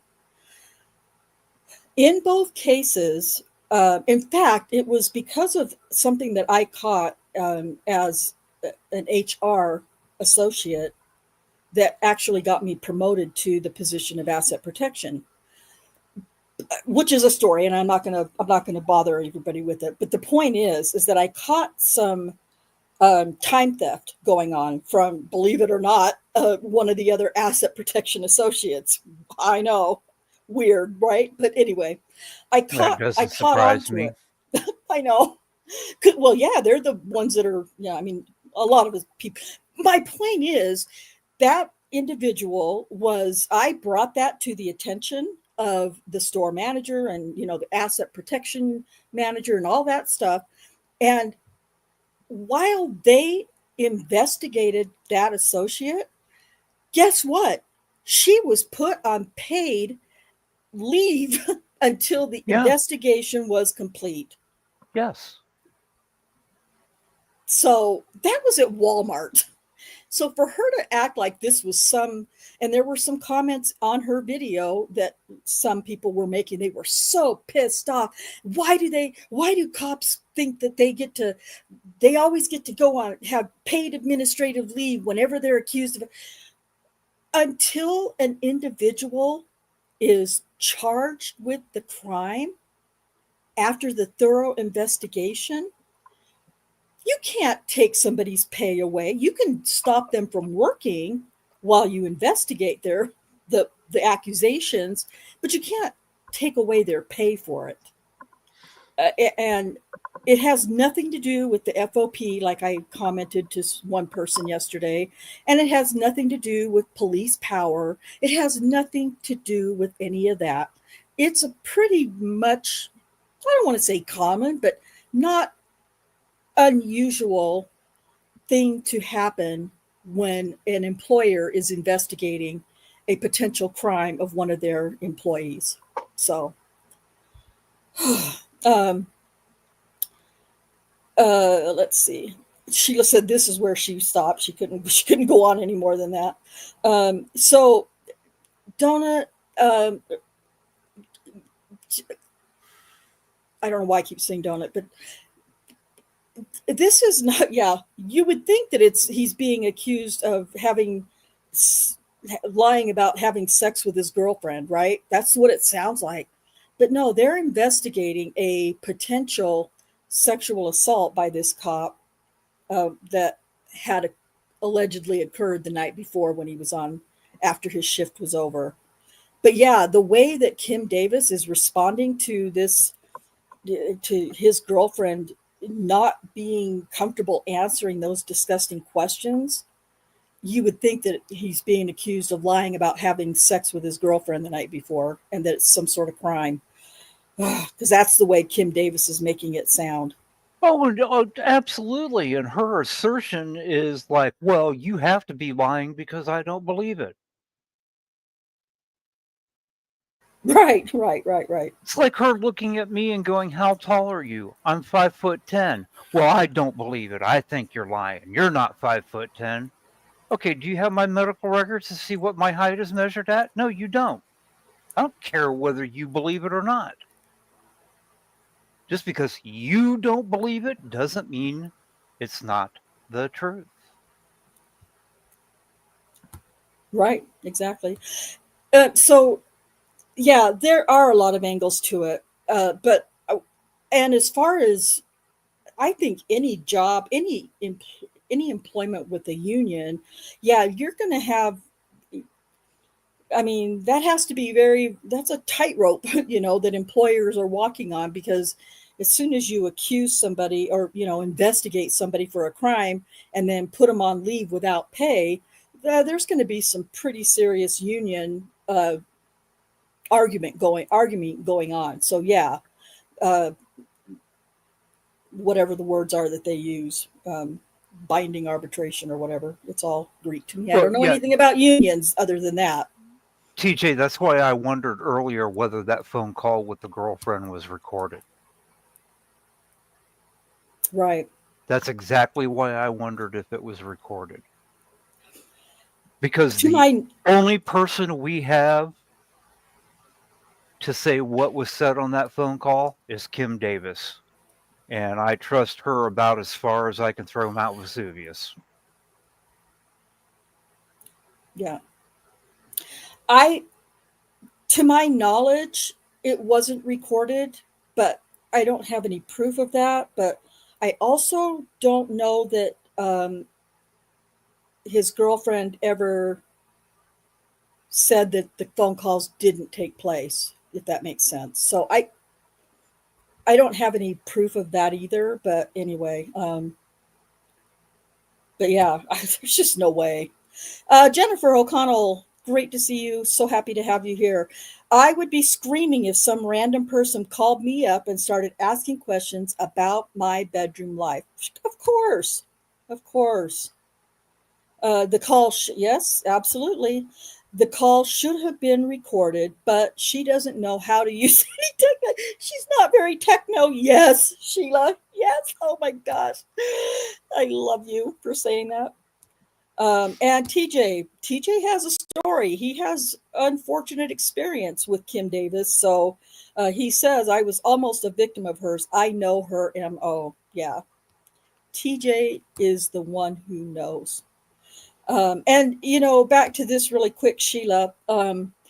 We know from the investigation, with my air quotes, that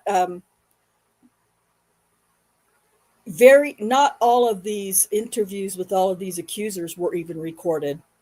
A lot of them were, but there's no recording of some of them. We just have to take the detectives' words for what they write in these reports.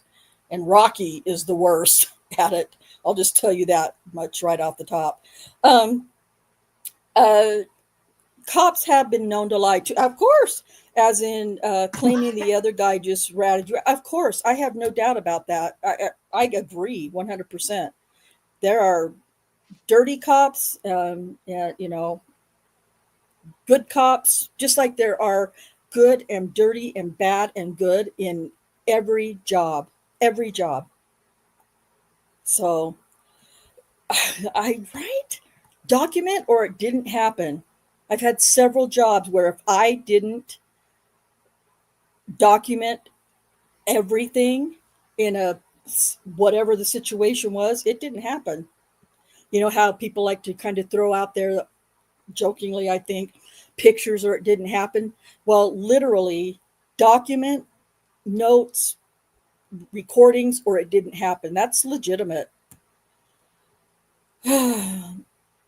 Let's see. Cops are told to lie. That's absolutely. It's legal for cops to lie in many situations. Yep. Okay, TJ saying play the tape. So here we go. Sorry.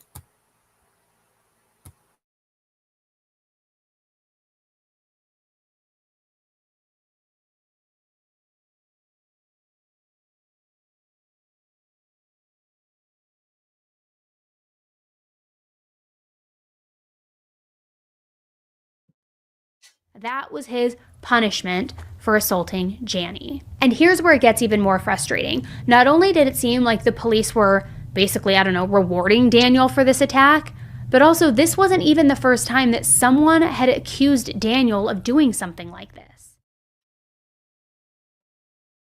Yeah, it absolutely was. The other ones came out of the woodwork after the lieutenant ordered them to go search for a specific type of individual. And they managed to talk a bunch of them into making accusations. Yeah, this might have been the part where I stopped putting in little pause banners for myself because it was just rapid fire of misinformation in this. And how many holes in your wall do I need to come repair? seriously, oh my gosh. Oh god, yeah, it was rough getting through this. But I'm taking it. We're doing this for Daniel. He deserves TJ, here's what I'm going to do. This coming Christmas, I'm going to get one of those little punching bags that hang from the circular piece of wood on the wall and send it to Rhonda for her to install right by her desk. I do need something. Maybe after we get done with this, I won't quite as much, but I'm telling you, it's been a really long time since I felt this much anger, like visceral anger over anything in this case. And again, I keep going back, Annie, Elise, you need to do better. I am so disappointed that there was zero research done before you put this video together.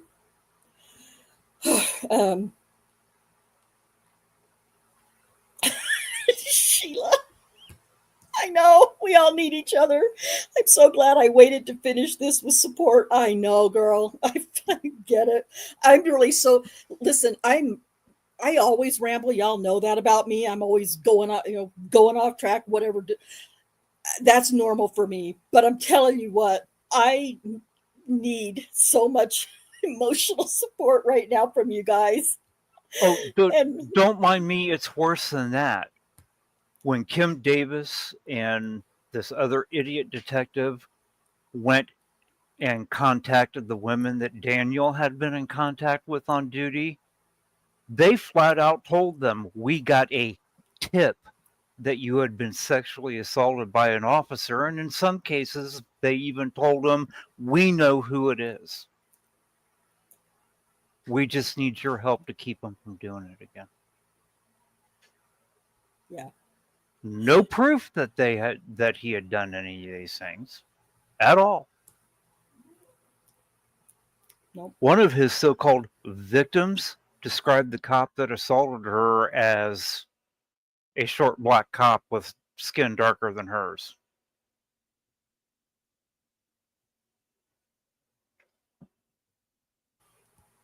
The detective told these women they knew that they had been, and they knew who the guy was. They talked him into making a report. They talked him into making an accusation. Yep. And don't mind me, the thing about the video that we're showing, that I'm trying to show because I can't shut up. Well, we have to break and talk, otherwise, we could be in trouble. But the thing is that the point of us doing this is to show the audiences, our audience, and people who may have never heard of this case other than what Miss Elise presented to them, that this is not the truth, what she's presenting, not the truth at all. So, yeah, anyway, it's, what she said, well, it's just going to get worse. It's going to get worse, and we're going to have to pause. Rick, I'm going to need you to shout out for me to pause. I don't know. I might have to just pause just because I need to vent to you guys, but we'll try to get through the rest of this.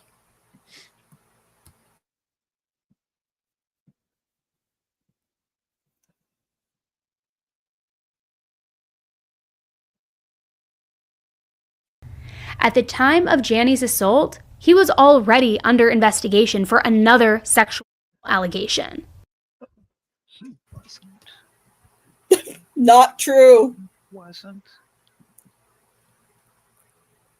Not true. And I don't have any way to prove that to you. But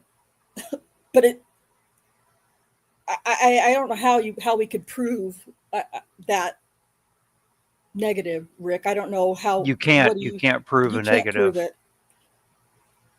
But it's not true, I promise you.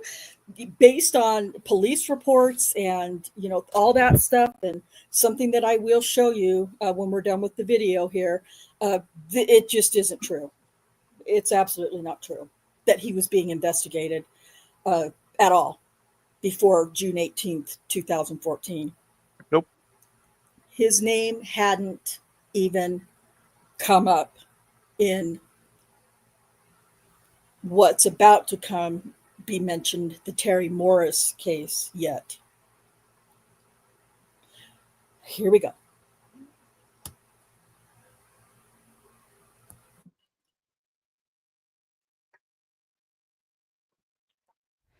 Now, a lot of the details of that specific investigation have not been made public, so I don't know all the specifics.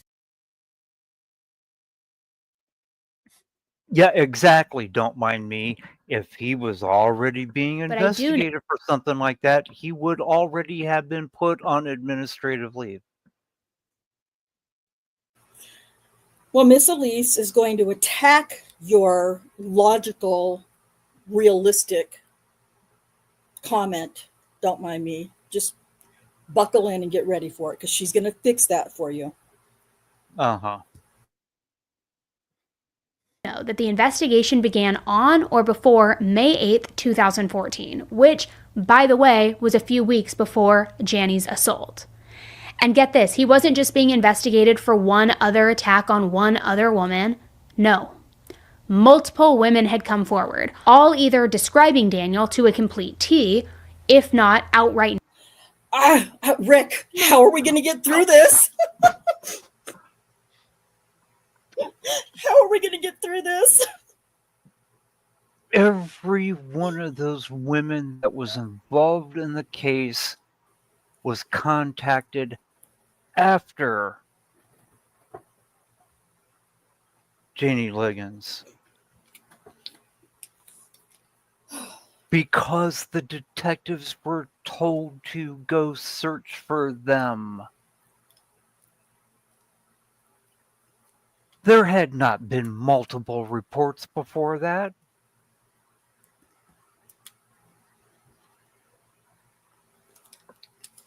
I have to change my headphones. My batteries are dying, so I don't know what's going to happen right now, but I'm going to keep playing this. Yeah, this is all lies. Like every bit of this, lies. They had not described him to a T. None of them gave his name.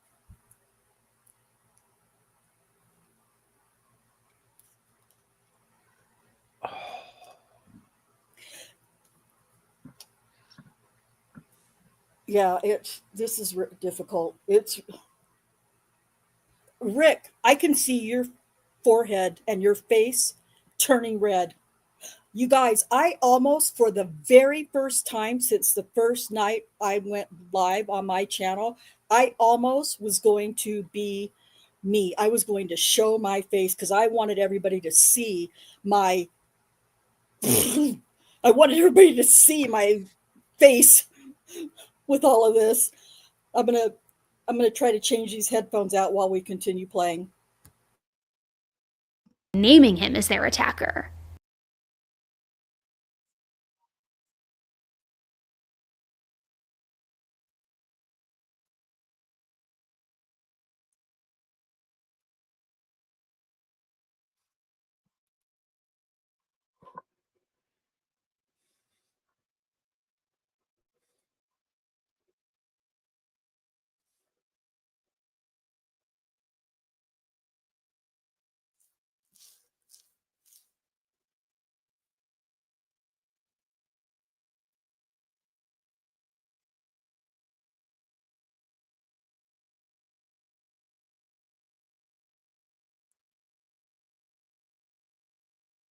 And all of these women were black women, just like Janny. I couldn't find the details on who the victim was that originally came forward to actually, get the ball rolling on this internal investigation. Because there wasn't one.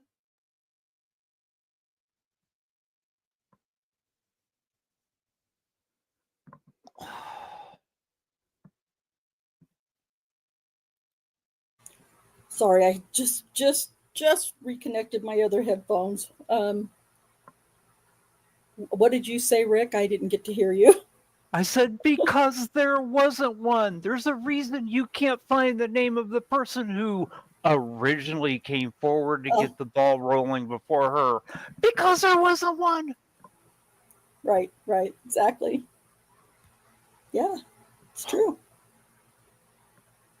Just like when she said she couldn't find the information about I can't remember now exactly what she was talking about, but she said I couldn't because it hadn't been made public yet. Bullshit. Sorry, trying so hard not to swear. It wasn't because it hadn't been made public yet. It's because there was no report. There was no. It was fake, false, a lie. It just didn't happen. That's why she couldn't find any information. Okay, I'm sorry. Here we go again.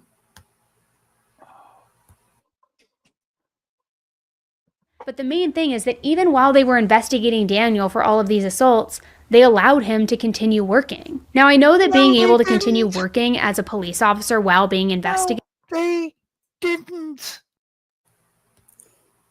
I told you. Having to make pause banners was just impossible at this point. Because people, this is how you can tell how much this upsets me. This is actually the 4th time I've gone through this video. I went through it 3 times on my own and made notes on all the stuff that was wrong to send to Rhonda. This is actually the 4th time I'm watching this, and it's still making me this upset.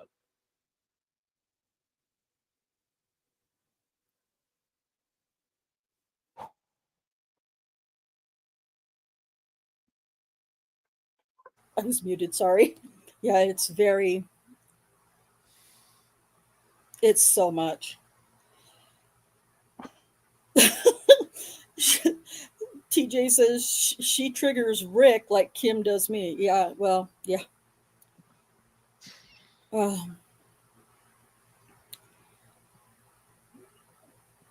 Yeah, apparently, don't mind me, she doesn't know what paid leave means, I guess.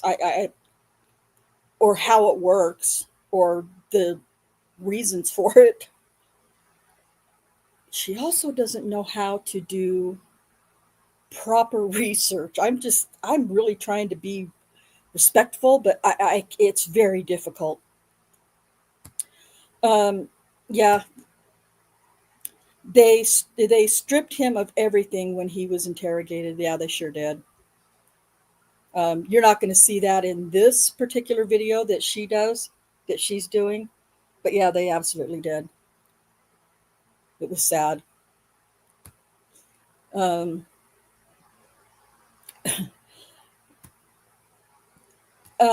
She triggers me. I have tried to watch this for a week. It's tough. It is. It's almost impossible.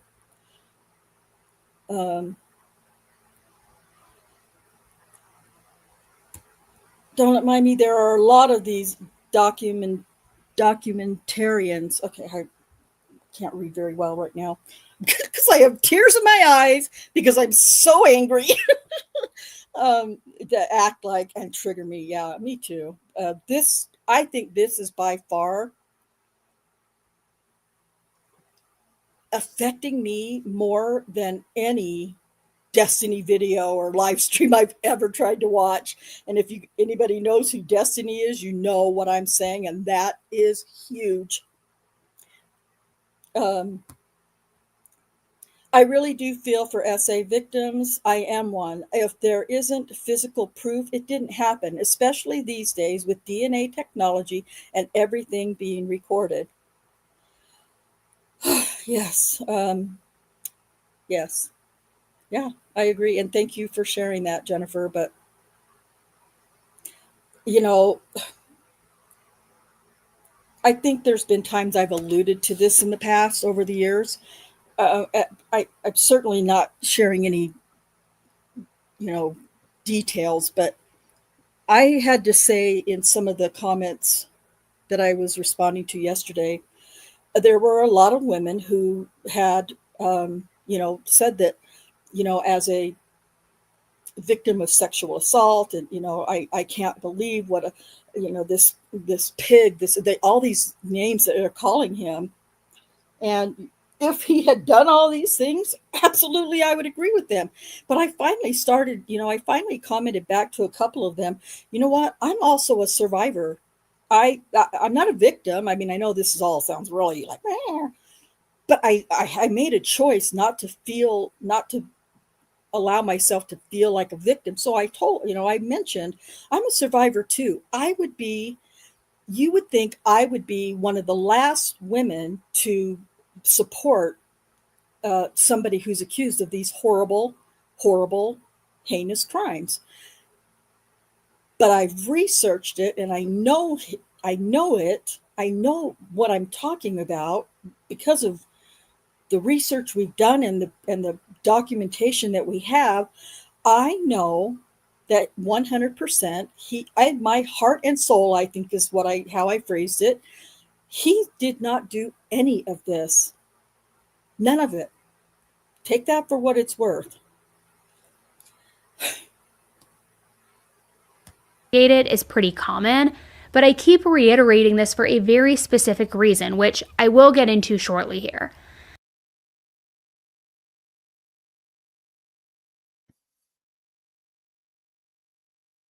But a few weeks after the investigation had already opened,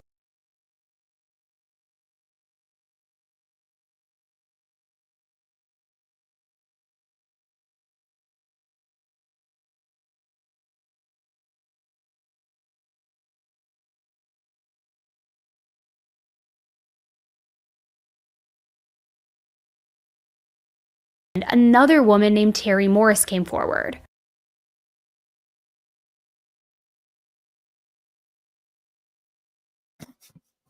She wasn't the one who filed the original report in May,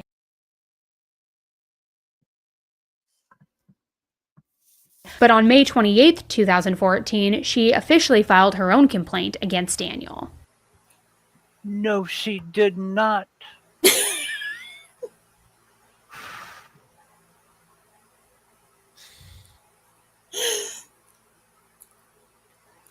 Okay.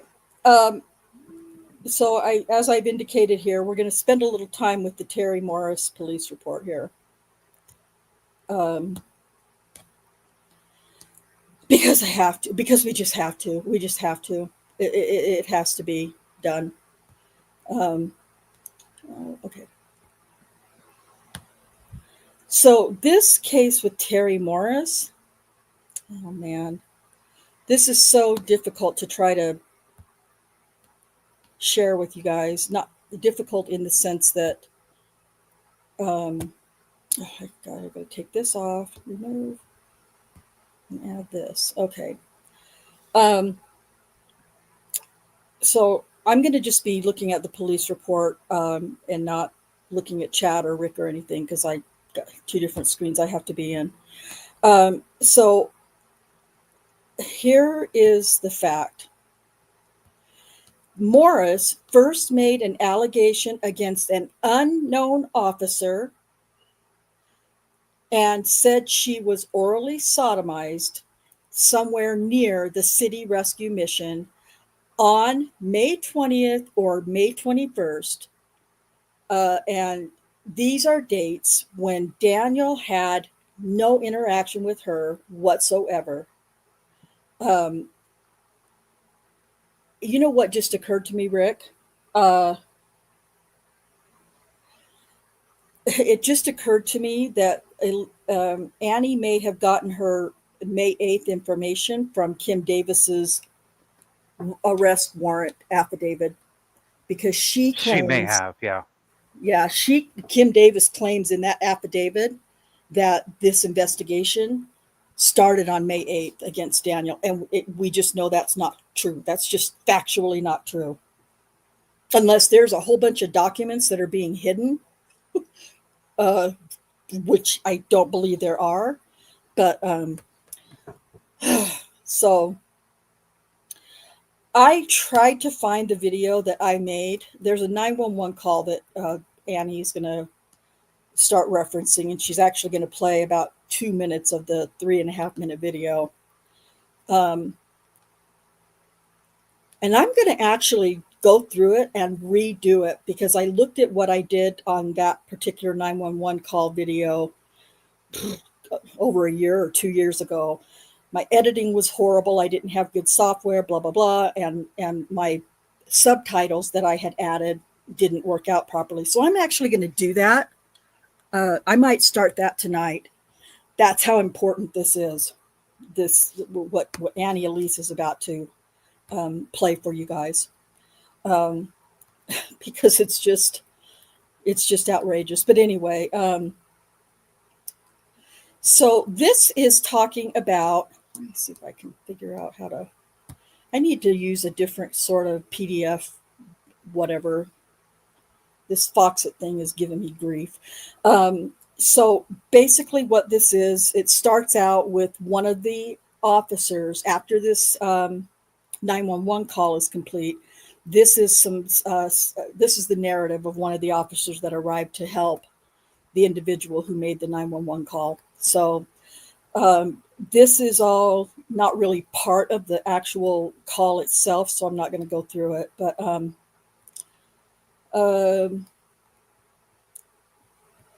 so let's see.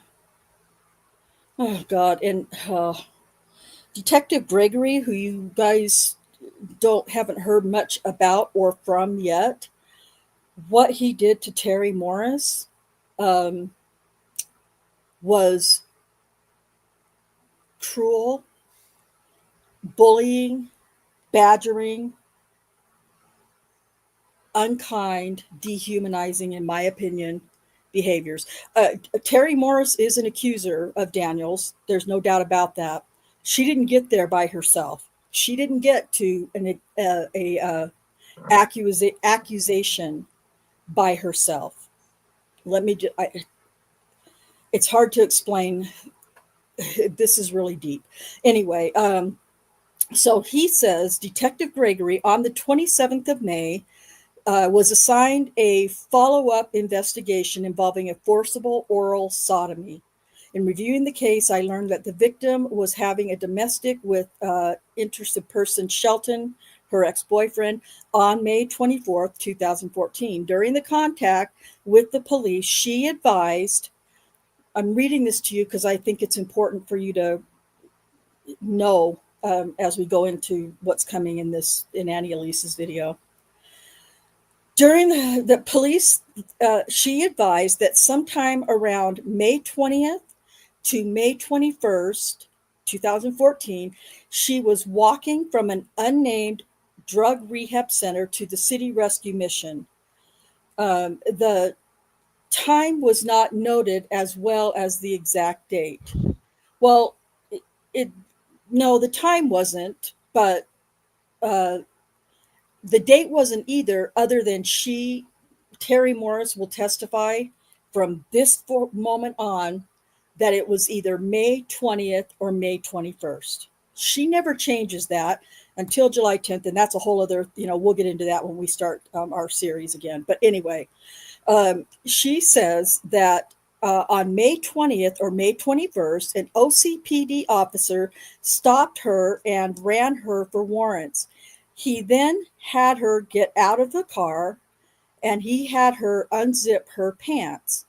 He then tells her to suck his dick. He never touched her vagina, and she said no. He then unzipped his pants and pulled his erect penis out, and she put it in her mouth for a short time.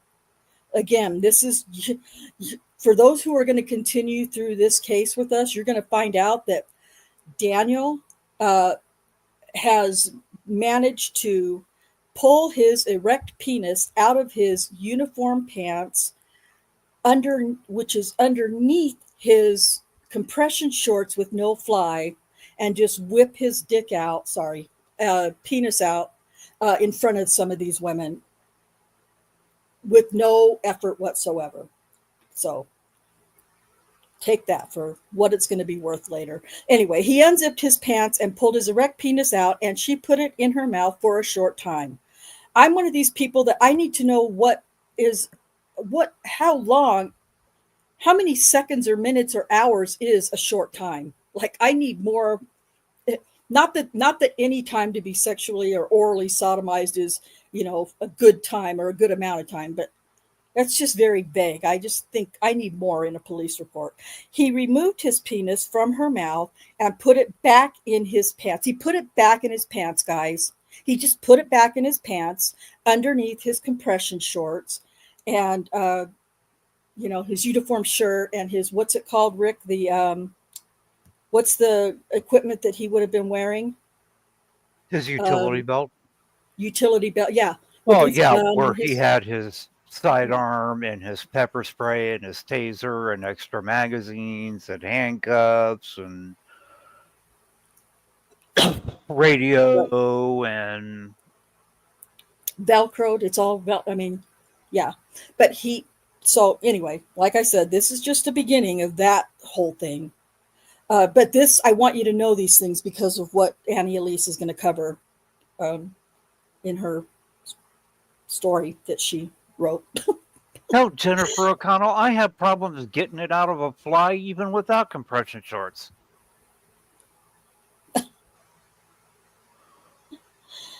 Yeah. Yeah. Okay. So again, this is May 27th when Officer or Detective Gregory is looking at this case, this accusation from Terry Morris about an officer who stopped her on May 20th or May 21st and put her in the back of his patrol car and unzipped his pants and told her to suck his dick.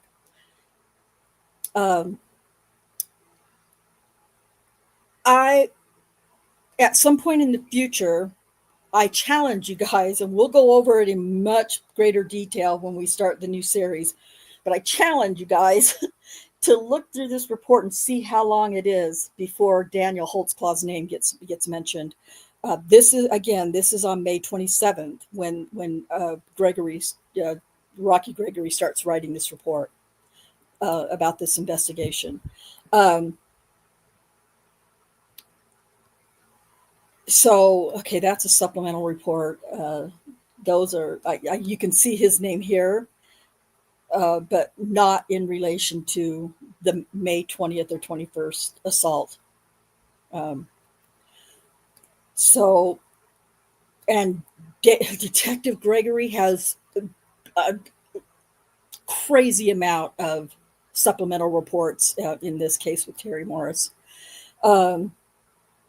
And so these are some supplemental reports from the officers who did show up to the 911 call, which Annie Elise will play a portion of it for you.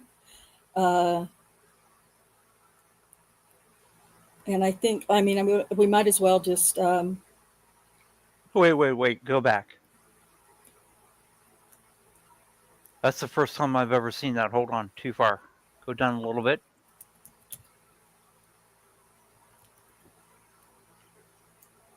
A little bit more. The officer says something about calling the sex crimes unit. Yeah. And the sex crimes unit, the lieutenant informed him that the detectives would not respond. Yes. So it sounds like at the time, the sex crimes unit did not seem to take this woman's accusation seriously. Yep, not at all. I know where you're talking about. I think it's back up here a little bit. Nope. It was just there as you were going down. You stopped when I was talking. It's Lieutenant Ramos was the name of the lieutenant. Yes. Yep. Yeah, and it's Vicki Holland who, I think her name was Vicki. I can't remember now. But Holland is the one who reports that Ramos basically told her. Right there. Here we go. Right here. Yeah. Okay. So victim Morris did not know the officer's name. You guys, do you see this? Victim Morris did not know the officer's name. This is on May 24th. May 24th, 2014. Victim Terry Morris did not know the officer's name. She described him as a white male with dark skin, which we know Daniel doesn't have. There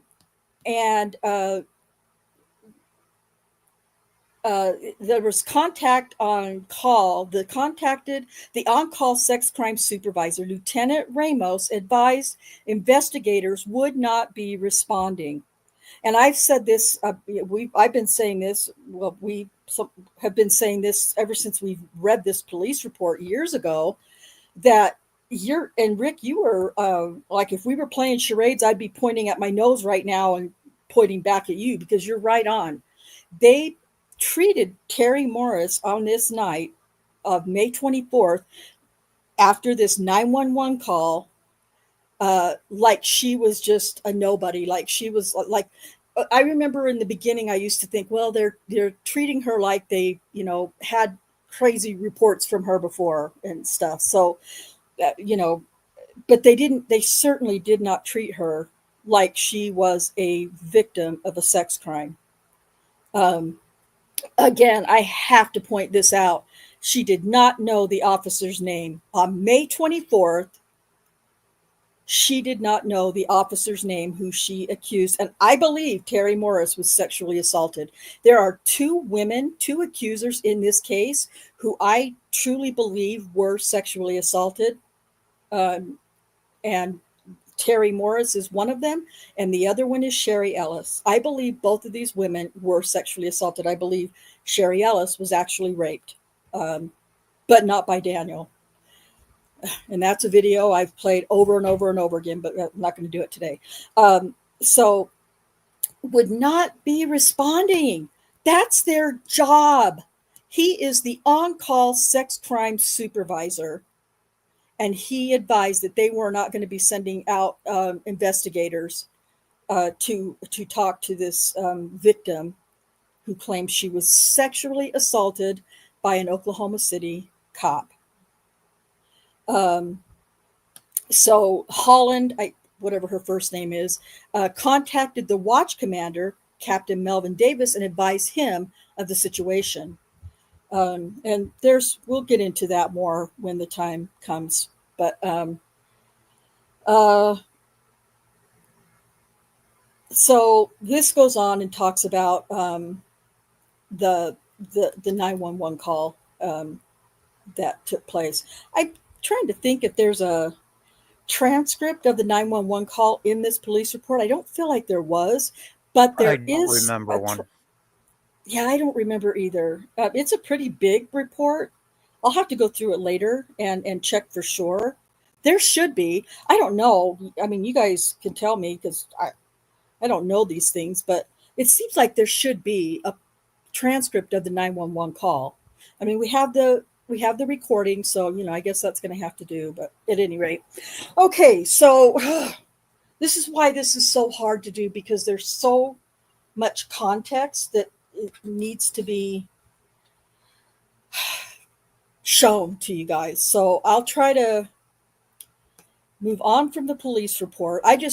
Main thing I wanted you to see right then was that she did not know, on May 24th, she did not know the name of the officer. She described him as somebody with who had dark skin on that particular night. Okay, so we're going to try to continue with this shit show. And along with Terry's complaint, there's also a 911 call that came in right after her alleged assault. Now, I do have to say alleged because, spoiler alert, Daniel was never held accountable for what happened to Terry. But here's what's especially heartbreaking. This 911 call wasn't made to report the assault. It was actually a call made by Terry's ex-boyfriend, Christopher, and he was asking the police for help because Terry was having a full-blown mental breakdown, like throwing things, tearing the inside of his car apart, just completely unraveling. But if you listen closely in the background of that call, you can hear Terry. She sounds absolutely inconsolable, and she's describing through sobbing how she was sexually assaulted by a police officer. Oklahoma City 911, what's your emergency? Hello? Hello? They talking about serve old bands and goddamn. Hello?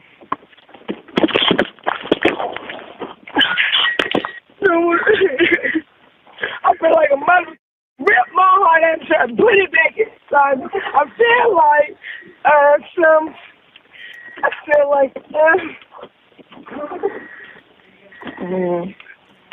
Hello? Can you hear me? Yes, sir. Where are you? I'm on 23rd and Kelly. Okay, you at a house or are you at the intersection? I'm at the Valero on 23rd and Kelly. What's going on there, sir? I see a friend of mine. She was walking down Kelly's side, falling in the street, so I gave her a ride. I was going to take her home to a grandmama's house, but she wouldn't get out. So she told me to take her on 23rd. And I've been trying to get her out for the last 30 minutes, and now she's saying. Okay. Are you in the Valero? Pardon? You in at the Valero? Is that right? Yes, sir. What kind of car are you in, sir? I'm in a 1992 Acura Legend. What color? It is tan. What's her name, sir? Her name's Terry Lynn Morris. She white, black, Hispanic, or Indian? She black. How old is she? She tearing my car up. I understand. She's 43. Terry Lynn. You done tore up my thing. So you done call the people, the same motherfuckers that raped me.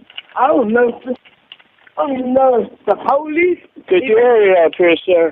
Sir, I'm not driving the officer's car. When they okay? do call, let me describe the police that raped me the other night. Yeah, you should see them very close, very close. She just tore my radio out. Because her friend. Let me know when you see the officer.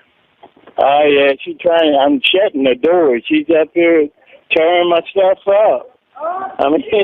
Do you see the officer? Here he is. Now, I'm not saying that what she did to her.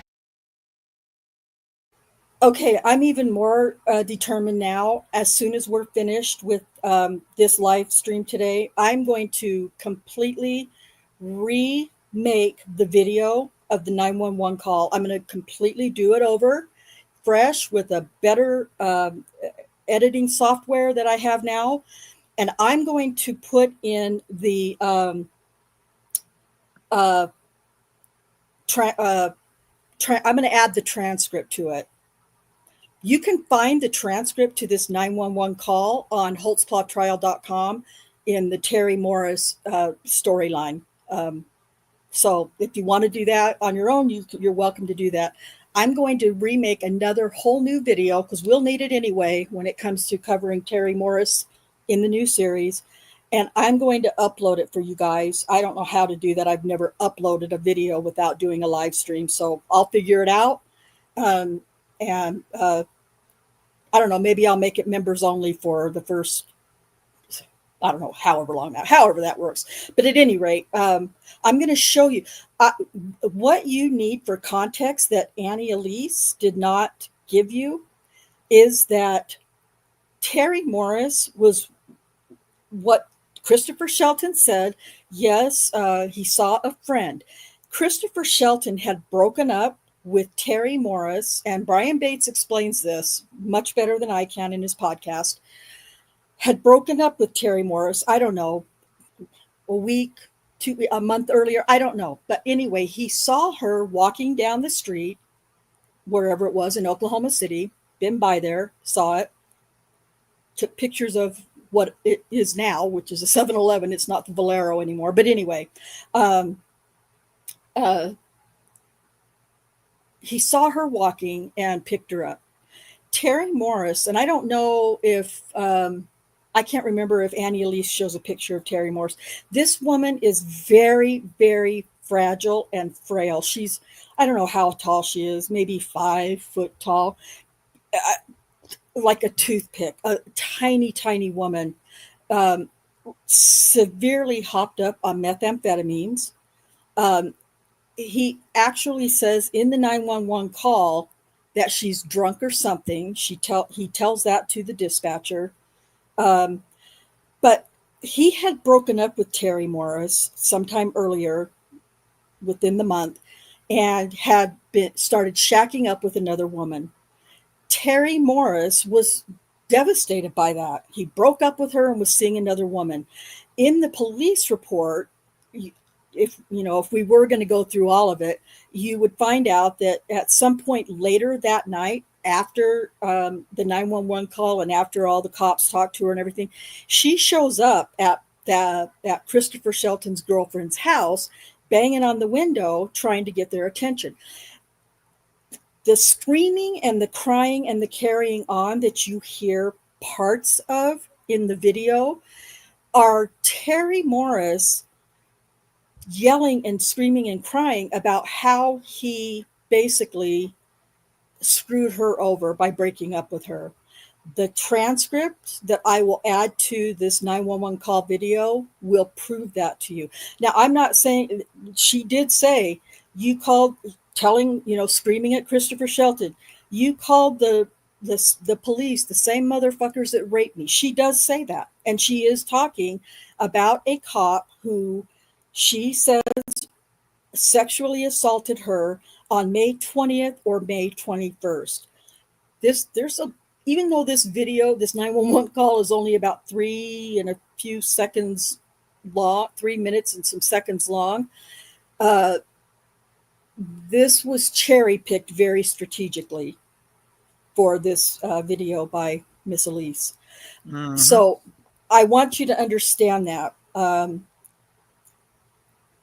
As soon as I can tomorrow morning, I will upload that video for you of the 911 call, because I think you're going to see and hear it much differently than the way it's being described to you here. X and was doing to him is okay, but her reaction, I mean, it makes complete sense to me. This was somebody having a raw, physical, visceral response to a traumatic event that had just happened. And I can only imagine how alone she must have felt. Like nobody believed. Rick, you have to read the police report. It says she admitted that she had taken narcotics. She was whacked out on drugs. I think she specifically said crack, if I'm not mistaken. I think that's what it was. Yeah, I think she specifically said crack. And also what's taken out of context is that, is that she had recently absconded from a rehab facility. So out. So yeah, anyway, the Terry Morris thing, you guys, is going to get really deep when we get to that part of the new series that we start. So this is just a little taste, and it's not an accurate one. Believed her. And while I've never been in that exact position, I do know how it feels when people around you make you seem like you're the problem, like you're the crazy one. So there ended up being a total of 5 incidents, counting Terry's, between the time that the investigation began and when he attacked Janny. And remember, those were just during. Thank you so much, Rick. I really appreciate you. Just so everybody knows, Rick and I have not had a conversation. We've not had a conversation about this. Rick, am I right? We've never discussed this together. Everything you're seeing and hearing from Rick are my sentiments exactly. He's just saying them first, and we've never discussed this. Just saying, that's. Yeah, apparently Daniel owns the TARDIS from Doctor Who, because that's the only way that happened.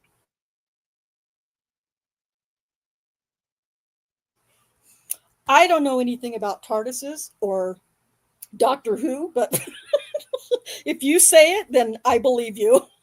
And I just have to say, Sheila, I know you have pointed this out several times. Just say her name correctly just once, because she does not say Jamie Ligon's name correctly ever in her video. Never does the entire video. Has it wrong every time. Yeah. I think she calls her Janny Ligons, if I'm not mistaken. Oh, Sheila says Doctor Who rocks. I hear about Doctor Who all the time. I've just never, I don't know anything about it. I'm sorry. Please don't come for me. Okay, here we go. During his investigation, he had no fewer than 8 allegations against him in total, 5 of them while he was under investigation, which then Janny filed her report, pushed the department to finally put him on leave and get the ball rolling. I mean, so really, when you think about it, it's no wonder that they finally. I'm so glad I'm not alone. Rick, your face is red. Please be safe. Rick, you're so red. Your neck is even red. Is it just me, or can everybody else see that on Rick? Because he is beet red right now. Please be careful. I would almost rather just put Rick up there solo and let you just listen to what Annie Elise is saying. Here we go. Here we go. Get ready for more. Suspended him at this point. They probably felt like they had no other option, right? And you might be wondering, okay, but what made Janny's report different? Why did the department take her assault seriously after they basically shrugged off 8 other women? Obviously, I can't read anybody's minds. I can't tell you exactly what the police. They didn't come up with these other women until after she filed her false report. Her false accusation.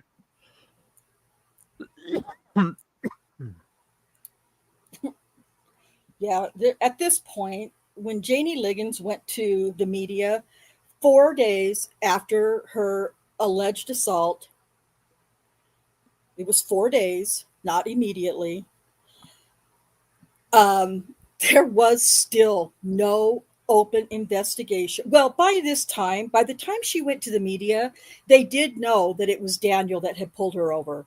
They, process of elimination and all that stuff. And they did know that it was Daniel that had pulled her over. I don't know if I imagined this or made it up in my brain. It could be either. So this is partly speculating, but for some reason, I remember reading somewhere in documents that Kim Davis advised Janie Liggins, and if I find it, I'll prove it to you. But Kim Davis had advised Janie Liggins not to go to the media about this yet. This yes, was in she did. I remember that. She did. Yes. Okay, thank did. you. So she advised her, give us a chance to investigate this. Give us some time to investigate it, and don't go to the media and say anything. Give us a chance, until we can investigate this and get something figured out. Janie Liggins, on advice from, I believe it was her cousin, Anthony Carter, who also worked at the same location that Daniel worked out of, told her, no, go to the media now. You need to go to the media now. If you don't, they're going to cover this up, and they're not going to investigate any further. Anyway, we'll find that somewhere in our police reports. I believe it's going to be in her police report, and prove that to you that was but Janie Liggins did that. 4 days later, she did go to the media. She appeared in shadow and made this accusation. I don't know if Annie Elise has said this yet or not, but if she did or hasn't, Annie Elise will say that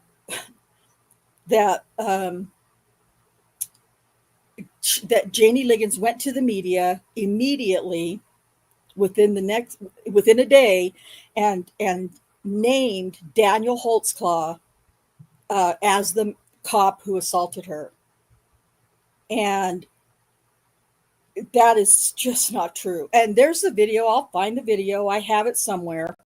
I'll find the video and prove to you that she did not say Daniel Holtzclaw, an officer with Oklahoma City PD, sexually assaulted me. She never said it. So I don't know if Annie Elise has said that yet or not, but I don't remember her saying it yet. Don't mind me. It wasn't just any woman who Daniel had run their name. That lieutenant at the Oklahoma City Police Department specified black females of a certain age who had a criminal record of drug use and prostitution. yeah. He It's actually profiled victims. Yeah. Yes, absolutely. Annie Elise is saying that Daniel's type and Daniel targeted and Daniel this and Daniel that. Daniel pulled over or had consensual, I don't know if consensual is the right word, had like Terry stops. He was consensual conducting Terry contact. stops. Yeah, it's called consensual contact. Yeah, with these people. Some of them he pulled over legitimately for traffic violations or whatever, but he had a lot of consensual contact in the form of Terry stops. Agree with them or not, this is not what we're talking about. And but that was the area that Daniel patrolled in. He patrolled in northeast Oklahoma City, which was a high crime area with gangs, prostitution, drug activity, and all manner of crime going on in that area. So those are the people. Not everybody, of course, but those were the types of people he was having regular consensual contact with. Uh, Now we have to separate Janie out because she was not a part of it, and we'll go through all of that in great detail when we start the new series. But at any rate, Rick's right. Daniel didn't have a type.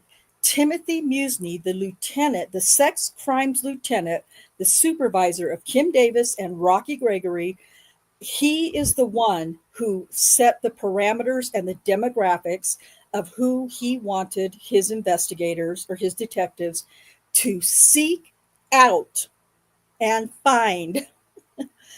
And these women on this list, which was a whole other shit show that we read already in trial transcripts a few months back. But anyway, on this list that he told them, these are the women who are Black, low socioeconomical neighborhood, all the things that Rick said. They might have prostitution history, crime, criminal records, drug addicts,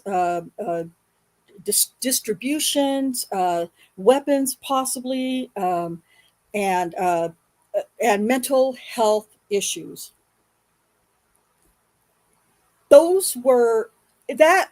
So Daniel's type, with my air quotes, is Lieutenant Musney's type, not Daniel's. I like the way you described that. What? Oh, me? Yeah, you. Oh, donut. Oh. It was the lieutenant's type, not Daniel's. Yeah. You're absolutely right. Yep, absolutely. It was Lieutenant Musney's type, not Daniel's. Daniel was just doing his fucking job. Department investigators were thinking in that moment. But if I had to take a guess, I'd say that one big difference was that she went to the media pretty much day one. No, she didn't.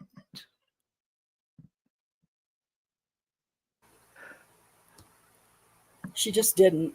I'll get the date for you. I'm sorry that I really, really failed you guys by not having all of this information.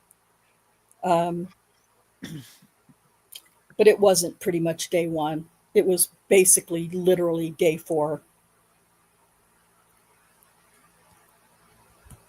And after she came forward and told her story, blasting Daniel's name all over the news, she never said his name. Other victims began coming forward too. That's beyond the 8 that I already mentioned. The important thing to still remember, though, is that Janie was the very first person to speak up for herself. Was she the first victim to report the assaults? No, but she was the first victim that wasn't taking no for an answer. She was the first. Yes, she was.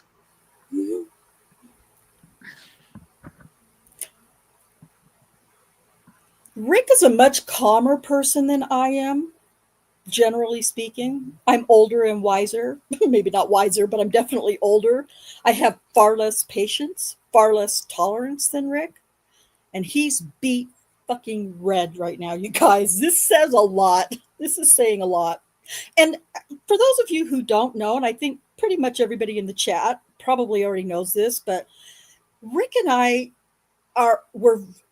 our research of Daniel's case are completely independent of one another. Rick did his own research into Daniel's case. And he is glowing.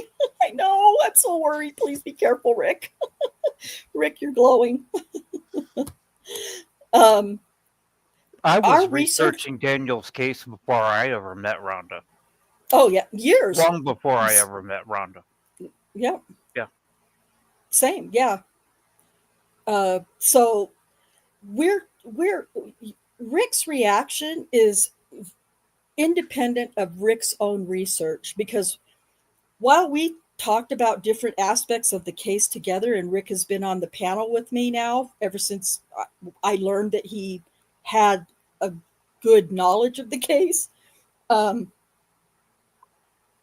don't know what I was going to say. I'm too fucked up right now. I'm so sorry. We'll continue. Victim to go to the media and pretty much guarantee that the police department wasn't just going to shove her report under the rug. When he stopped me, he just made a big, big mistake. Why do you think he targeted you and so many other women? I think he was thinking that every woman he stopped had some kind of record, or he could hold something over our heads, and that didn't happen with me. He just stopped the wrong person. From the start, it was clear that Daniel had a type. Every single one of his victims was a black woman, and most of them came from circumstances where they had a very little women to accuse them. Oh, you have to repeat that, Rick. Sorry. Only because the lieutenant told them to look for black women to accuse him. Yeah, it's true. Very true. Like I said, this it wasn't Daniel's type, it's Lieutenant Musney's type. Power, or where their voices were rarely taken seriously by the system.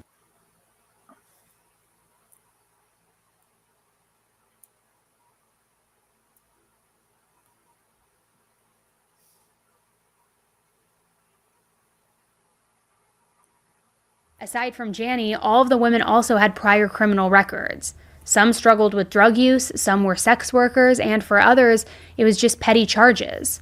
But the point is, these were women who, by society standards, were easy to dismiss, easy to label as unreliable, untrustworthy. And that made it easier for people in power to just ignore them, to write off their stories without a second thought. And there was another clear pattern. Aside from... Well, outside of Terry Morris, who the sex crimes unit never even bothered to go and talk to by their choice, none of them reported anything before this. Nope. None of them, except for Shardarian Hill, who Annie Elise is going to talk about. Yeah. Nobody but Shardarian Hill and Janie Liggins ever contacted the police about Daniel. None of them. No, the only reason Morris, that report got taken was because she was tearing up an ex-boyfriend's car at the time. She didn't call to report that. He called to keep her from destroying his car. Exactly. I want to address really quickly Raphael's comment about Benjamin Crump. So I don't know if you know this or not, but again, this is not part of what we're going to talk about tonight, but these women filed a civil suit against Daniel, in some cases before the trial was even over. Benjamin Crump represented a few of them, and his, other attorneys in his firm or his office also, represented some of these accusers. They filed this civil suit against Daniel and the city and the police and everybody they thought they could get money from. And it went on for a couple of years, the civil suit, all the preparation for it and everything went on for quite some time. And the week of, I believe it was the week of, I could be wrong because it's been a few years now, but the week of or the week before they were finally set to go to trial on the civil suit, they all dropped their claims against Daniel and everybody else that they had. The only claim they kept was against Oklahoma City, but Oklahoma City had already been granted summary judgment at that point. So really, they all of the accusers dropped their civil suit against Daniel and all the others that they had included in the suit, except for Oklahoma City, who had already been granted summary judgment. So basically, there's no case at that point. I won't go into all the details of it, but for reasons unknown or reasons that I can speculate about, Oklahoma City agreed to pay a settlement to whichever accusers were left in the lawsuit at that point. I think there was like 6 or 8 of them at that point. So I don't know. That says a lot to me. Benjamin Crump did not get jack shit on this particular civil suit, and I could not be happier about that. I can't remember who made Ralph. Yeah. So Becca, how are you? I love you and I miss you. Thank you so much for hanging out and being with us today. I hope you're doing well. Okay. Becca, in case you don't know, we're covering a video that content creator, YouTuber, whatever it's called, Annie Elise, who you may probably have heard of, that she did about Daniel's case.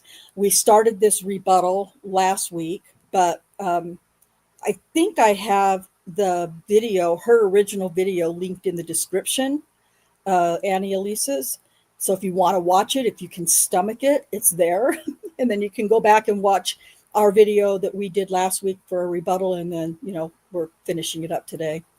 I have to get through it today. I don't care if we're here for 5 freaking hours because I can't take it anymore. Okay, here we go. You may be losing context because we keep having to pause so often. That's not our fault. That's because we have to rebut what she's telling you as being misinformation. I hate that word. Janie, nearly all of Daniel's victims were living in poverty or came from low-income neighborhoods.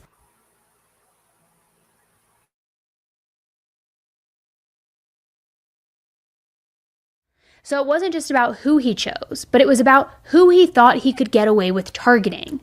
Daniel knew exactly what he was doing, and to be clear, he wasn't stalking his victims for extended periods of time or anything. He wasn't waiting for them to slip up so that he could swoop in. It was more of a spur of the moment, like when the occasion was right type of thing. Was the woman alone? Check. Did she have a criminal record or any pending charges that he could use against her? Check. Was she living in a lower income area? Check, check. And when it came to race, it was clear. Black women were his specific preference. That was his MO. Until he chose the wrong woman. Because Janie was not someone to be messed with.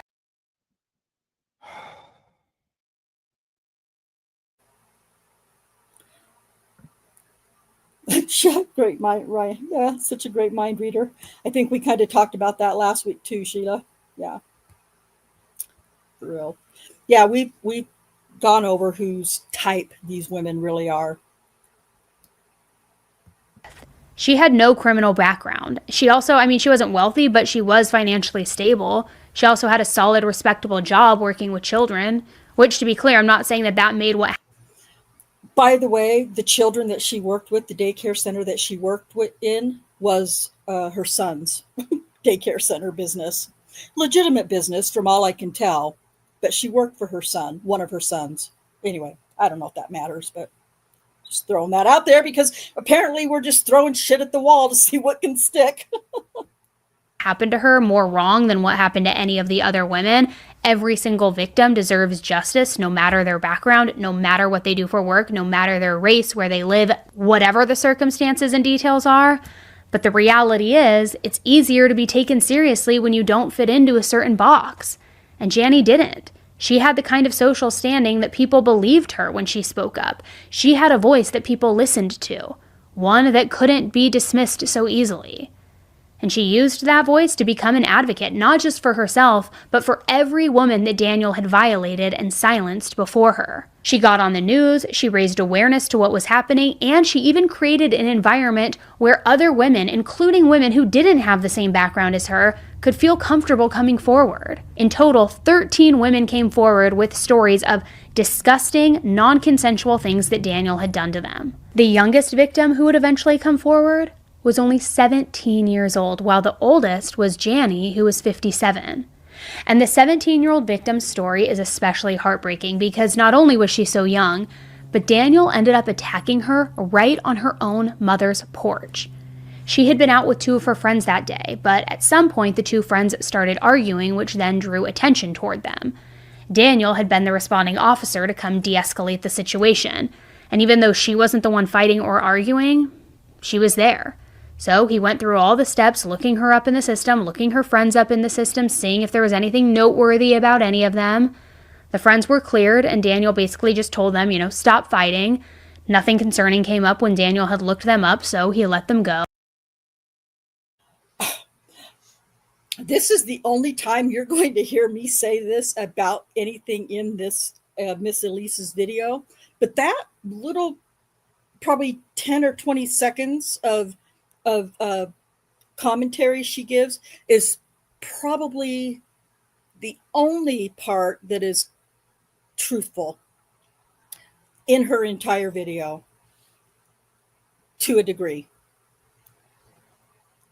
Only part that I think I could find anything that might have some truth to it.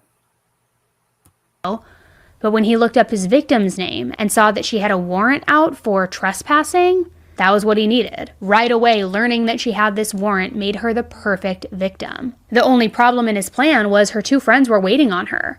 So at the time, nothing happened. He told her to get the warrant taken care of before she turned 18, and then he let all of them go together. Which they honestly probably thought that he was, a pretty cool, chill cop for how little he reacted to the situation. But little did they know, it was all part of his bigger plan, his bigger scheme. For the love Because of later God. that day, Daniel saw... She used to write for Law and Order in his previous life. That's funny. But seriously.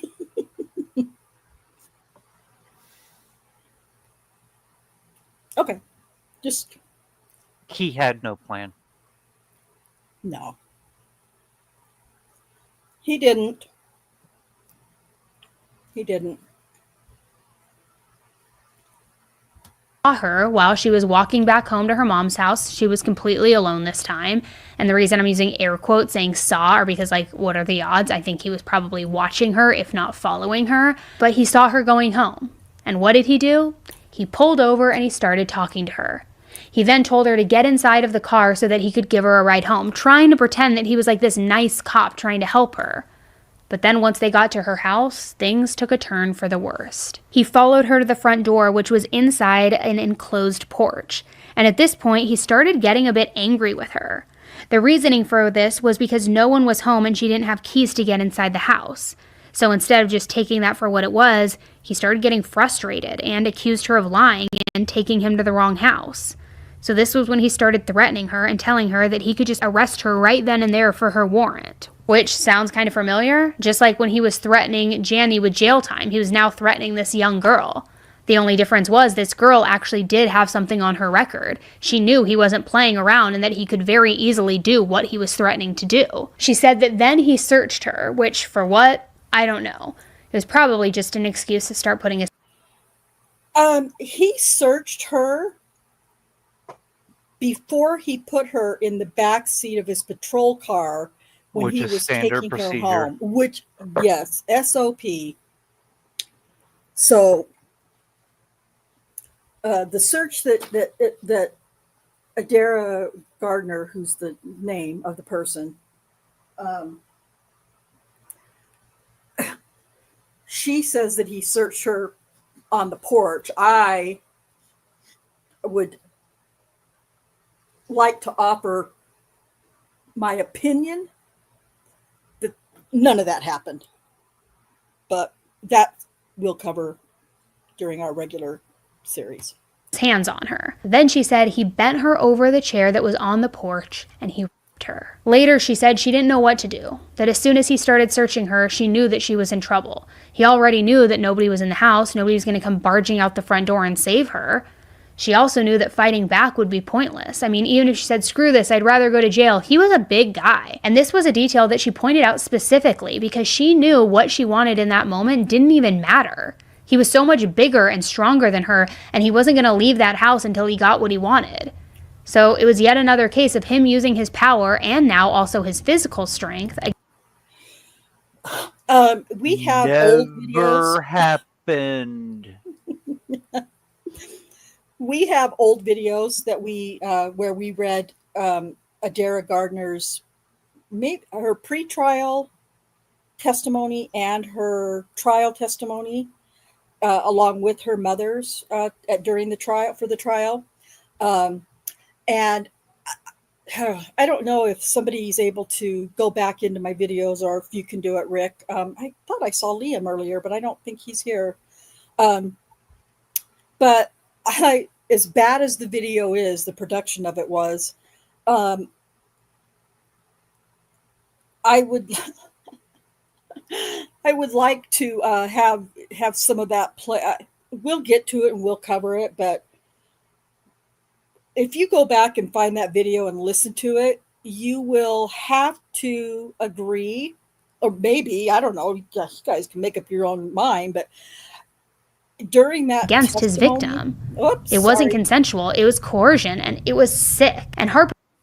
During that testimony, during Adara Gardner's trial testimony, she was anything but afraid and meek and mild and intimidated, because she is, I don't want to give away too much, but she was anything but the things that Annie Elise is saying here right now. Thank you, Becca. I appreciate that. I appreciate your support, hon. Freakingly, it wasn't the last time that we would hear a story like this. Because the next woman who so bravely came forward and began sharing her story was a woman named Shardarion, who often goes by Darion for short. She was brought into the station too for an interview not long after she came forward and reported her assault. And her interview with the investigators ended up going public, but... Okay, so like Rick is saying, she didn't come forward. She is the only other one who, if I were going to say any of them came forward, it would have been her and Janie. God, now she's got me saying it. Oh, anyway, Janie. We're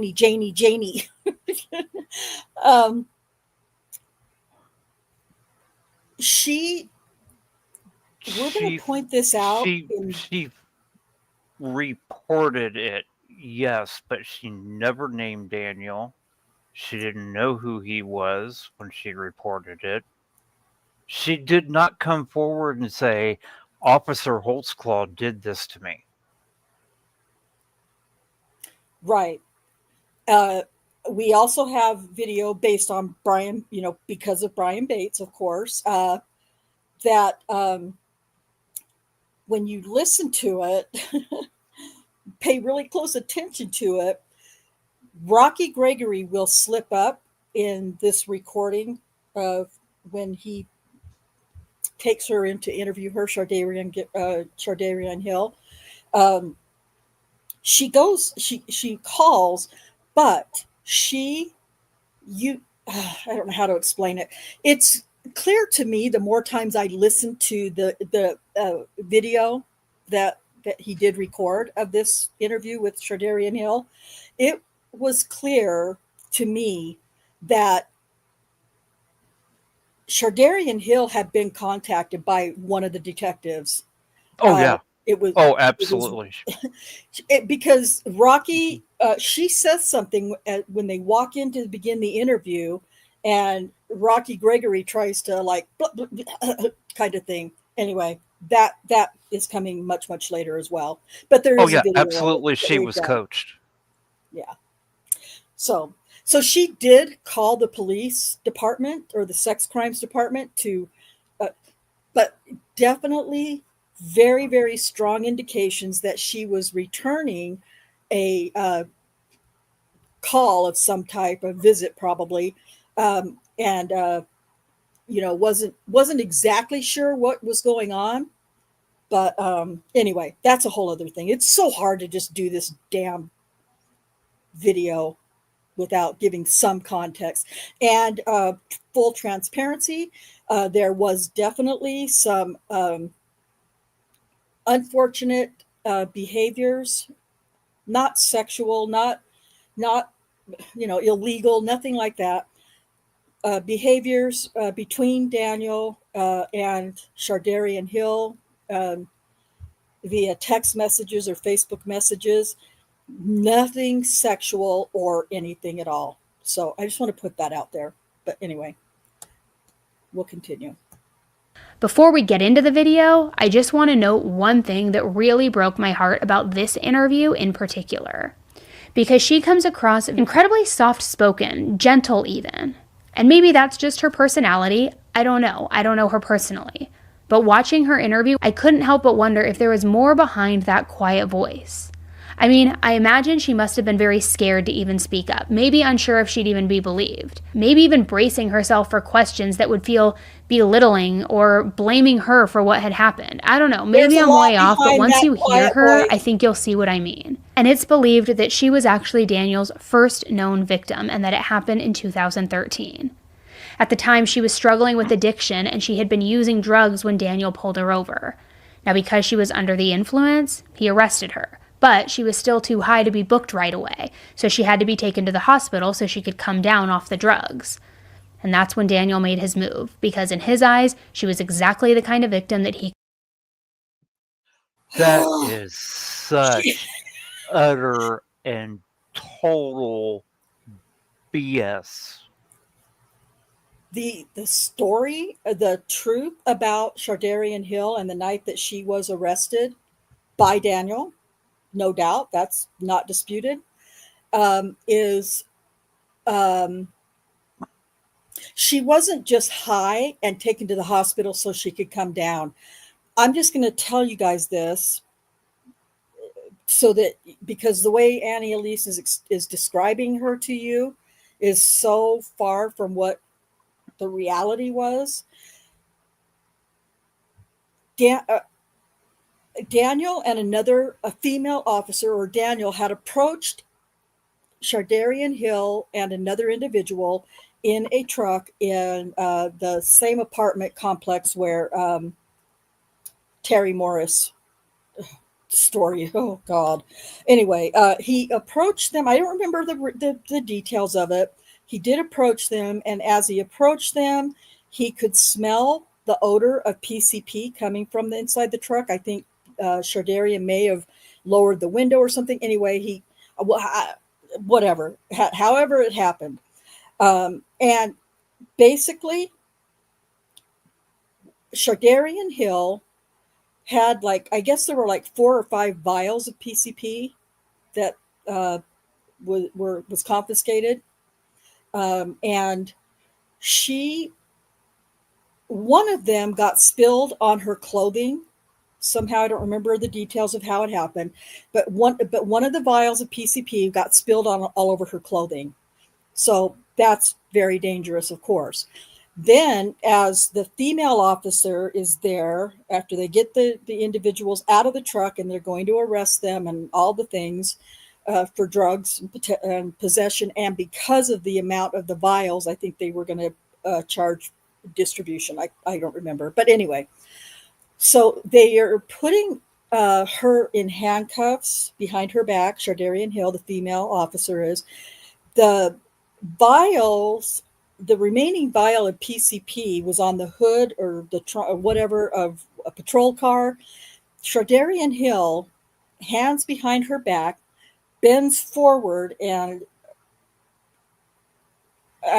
my details aren't probably completely accurate, detail for detail, but she bends forward, takes the full vial of PCP into her mouth, crunches it in her mouth, and ingests PCP, straight PCP. So now it's on her clothing, and she smoked it, and she's ingested it orally through her mouth, um, from the vial. So she didn't just get taken to the hospital to come down. She had to be monitored at the hospital for several hours.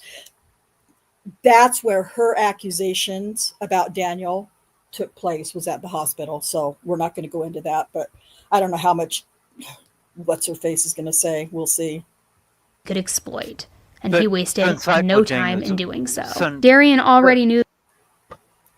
Phencyclidine is one of the most dangerous drugs out there, and it's been around for a long time. Those of us that grew up in the 60s and 70s knew it as angel dust. Right. Here's how insidious this drug is. This stuff will hide in your fat tissues in your body. And 25 years later, when you've been off of it for decades, your body can burn that fat cell and you can have a flashback on it. It makes you hallucinate. It makes you anxious. It makes you paranoid. It increases your blood pressure. It increases your heart rate. It is just an absolute insanely dangerous drug. Yeah. And I've mentioned a couple of times how the PCP was spilled on her clothing, down the front of her, on her pants, at least, for sure. I'm not sure about her shirt, to be completely honest, but I know that it was spilled on her pants, because I mention that because, if I'm not mistaken, not only can it be adjusted, through smoking or I don't know, orally somehow, purposely, but doesn't it also have the same effects just going through your skin? If that's It not, if can, I'm not yes. okay. It also has a tendency to make people extremely violent and uncontrollable. It also has a tendency to make their strength increase. I have tried to help. When I worked as a reserve officer, we put 4 sets of handcuffs on a guy under the influence of PCP before we finally got him under control. He broke the first set that was put on him. Right. The only way we could keep him videos of handcuffed that. was to put 4 sets on at one time. Yeah. What is it? What is I heard it described as? Inhuman, like impossible strength, inhuman strength, whatever the word is. It floods your body with adrenaline. You've heard of moms where a car has ended up on their child, and they've picked the car up so that far enough that the kid could get out from under it. Right. That's the adrenaline rush. Right. Right. Yeah. So, and when they just to give you one last, well, I don't know if it's going to be the last, but a little more context into Shardarian Hill. When the ambulance took her, because she was taken by ambulance, Daniel followed. When they took her to, they did that. I always call it the. I can't think of it now. It just slipped my mind, but the movie about it's Meryl Streep. Damn it. I think it starts with an S. It's one word. Anyway, it's a movie about, it was based on a true story. And this factory that she worked at, was it Lockheed? No, I don't remember what it was. Dang it. It's all bugging me now. But anyway, they took her in and they stripped her clothing, and they power washed her down, basically, after they got her to the hospital. And that is when she claims it started with Daniel. So anyway, if somebody can think of the name of the movie I'm thinking of, it's back in the 70s, I think. And it was based on a true it was, and I remember it. Silkwood. Karen Silkwood. Silkwood. Thank you. Yeah. But I remember them, having scenes in that movie Silkwood where they would, if there was any detection of radon or whatever it was, they would strip them down and power wash them off. And it was quite painful from what I remember seeing in the movie. But anyway, it wasn't that much, I guess, with Shardarian, but they did power wash her down when they took her to the hospital. So it wasn't just her going into the hospital to come down from drugs. No. Oh, Lord. Okay, here we go. We're going to get through this, Rick, I promise. That she was about to be in serious trouble for the drug crime, and Daniel knew that too. That's likely why he felt so confident that nobody would believe her if she spoke up. If she came forward, he probably assumed people would dismiss her as just being angry about getting arrested, or worse, say that she was high and had imagined or misunderstood what had happened. And what makes it even more disturbing is how truly calculated he was. He told her to lie all the way down, positioning her in a way that made it less likely for nurses or hospital staff to walk in. And it's sickening how deliberate each and every assault was. In a later interview with the media, she described it by saying, "No nurses, nobody came to check on me. Me being in the room with the police, not expecting to get violated the way I did, the way I was done, I just couldn't even believe it. I was speechless. I was scared. I felt like I was in survivor mode, so I had to do what he was making me do." He comes to the bed and I guess she's gonna talk. All of these fears that she claims she was having while she is heavily poisoned with PCP. So I'll just leave What that else there. can PCP cause? Oh, that's right. Hallucinations. Hallucinations. Yeah. he takes off his belt and he places it on the seat on my left side. And I'm just sitting there, and after when he do that, I just look and it's there. His private is out, and it's like it's basically Another, he just whipped it out. He just whipped it out. Well, at least she's claiming he took the utility belt off belt, yeah. first, which he would not have done because he was in the hospital guarding her. He was on duty. Right. She's on PCP. What happens if she has a freak out and becomes violent? He needs the equipment that's on there. Yep. Okay. like he didn't say nothing. He just basically know what to do. At this moment, I'm thinking like I don't have a choice. I'm in survival mode. I gotta do it. It makes me physically sick to my stomach the way that each of these women felt like they couldn't even fight back, that they had no other choice. And each story is so different in how their assaults went down. But the one thing that they all had in common was the way that he made every... That's why they're so different. They're all made up.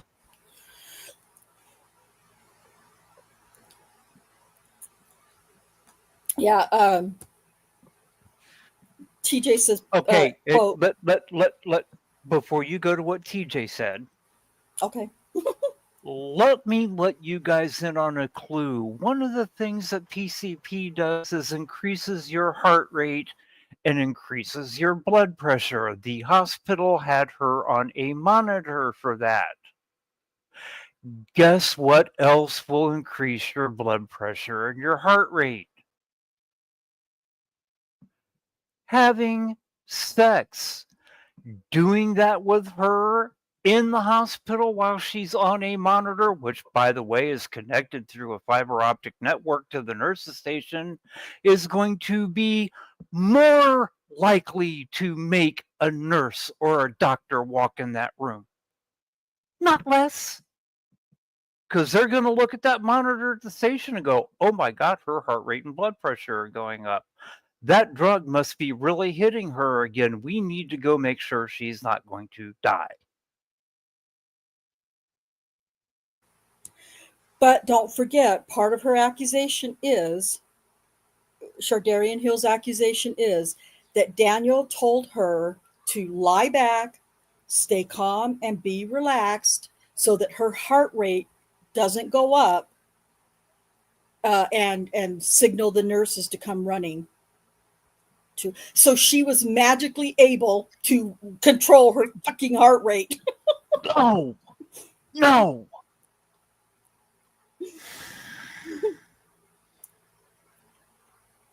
I'm still enraged, but I really feel so much better that it's not just me. We're almost done. We're almost there, Rick. Every single victim just feels so small, so unimportant, so much that they knew that their word against him would mean nothing. Or at least that's what they believed until Janny came into the picture. 2 full months passed between Janny's report and when Daniel was arrested on August 21st, 2014. During those 2 months, the police were investigating him. Other victims. Well, not only that, but they're still recruiting, or recruiting to me is the appropriate word. They're still that's recruiting absolutely victims. the appropriate word. They're still recruiting victims, even as of August 21st when he was arrested. They're still recruiting and creating or fabricating victims even after the 21st of August, when at this point his face was all over the news and his name was all over the news that he had been arrested. At least 2 accusers made a false accusation against Daniel after everything hit the news and his name and picture had been all over the news. Just throwing that out there too. Anyway. Trying to see if there was any evidence to support the very many different accusations. And as it turned out, his patrol car had a GPS in it, and it tracked Daniel everywhere he went, which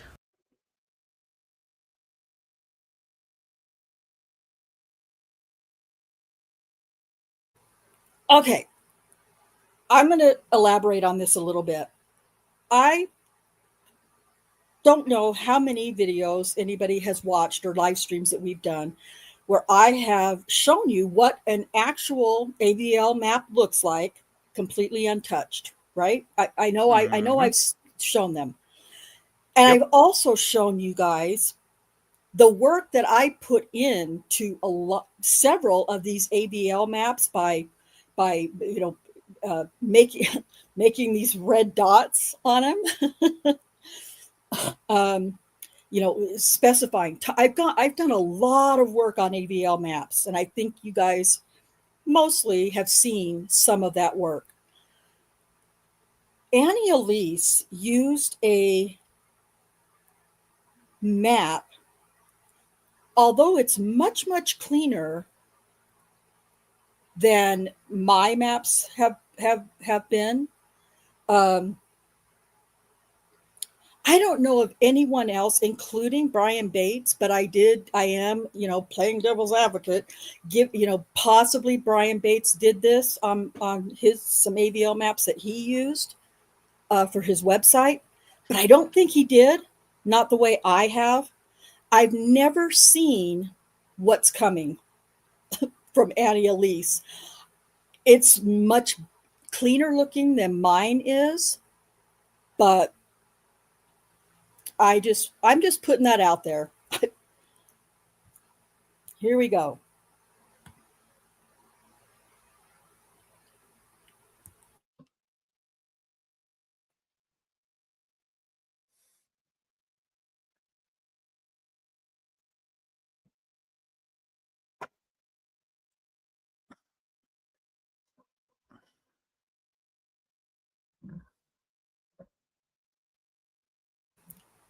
That's mine. Wouldn't you know it?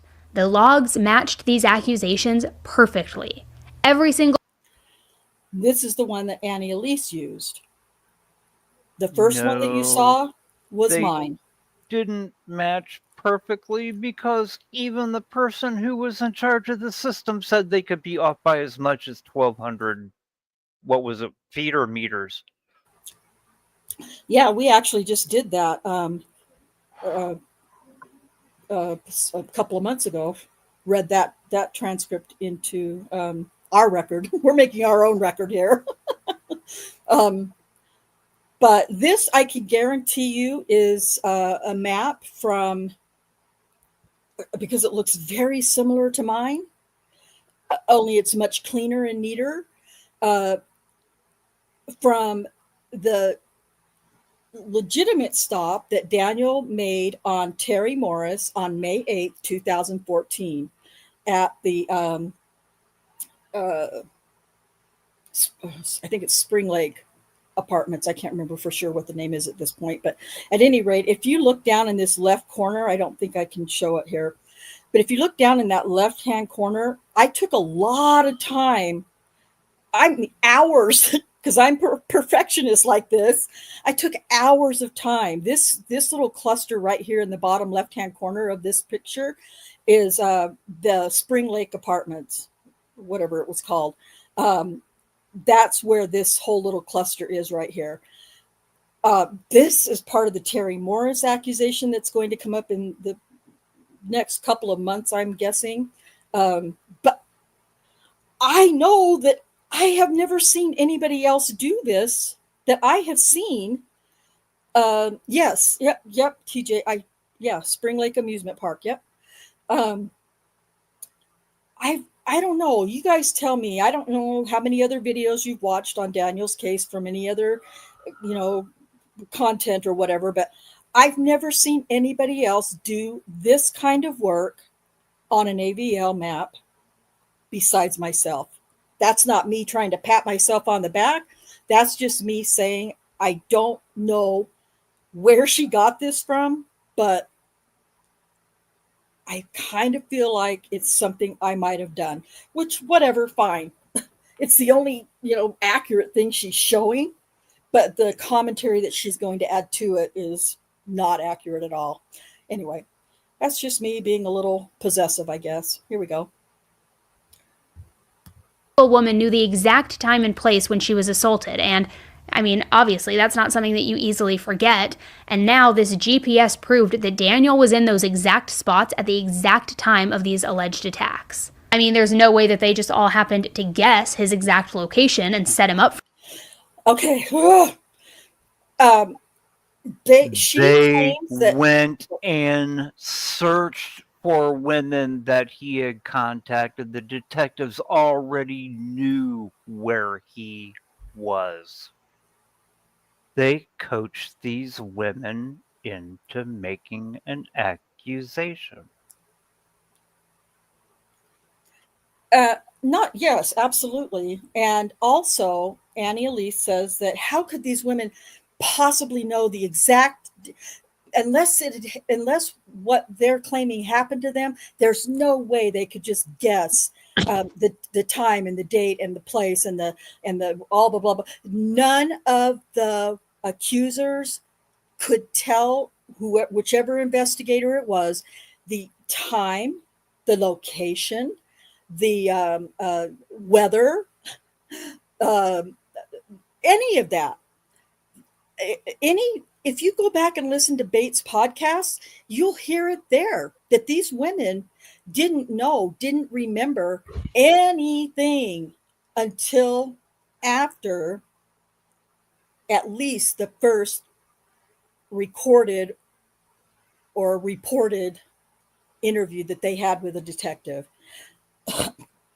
They don't remember the time. They don't remember. They're saying things like, well, it was cold outside and I was wearing a little jacket. So it must have been, in the early spring or, late, things like that. And then they describe it in generalities. Very general. Yeah.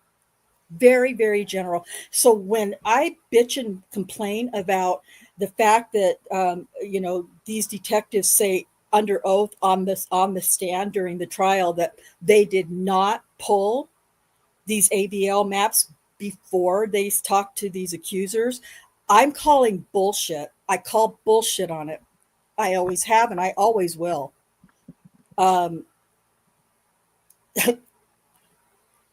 Because you'll see as time goes on, just go listen to Brian Bates Investigates podcast. For this.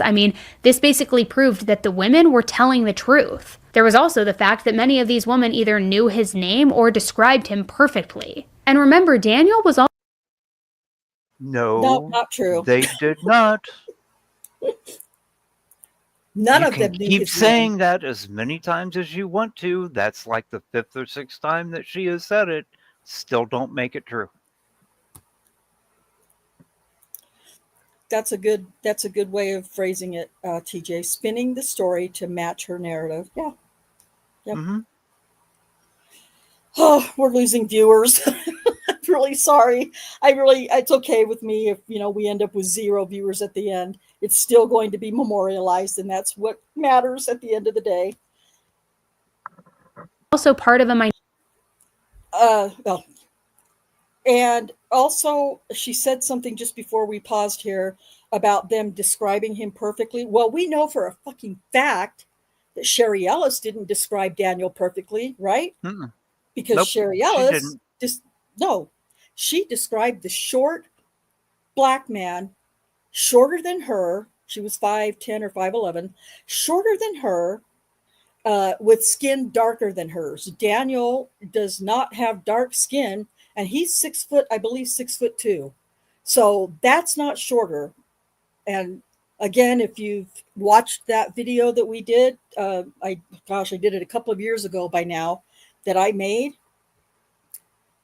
you'll see how wrong Sherry Ellis was and how I think she felt horrifically guilty during that part of the deposition. But that's all beside the point. Carrying on. minority group. And because of that, the physical description given by his victims made him way easier to identify among his colleagues. So that was enough to charge Daniel with 36 different charges.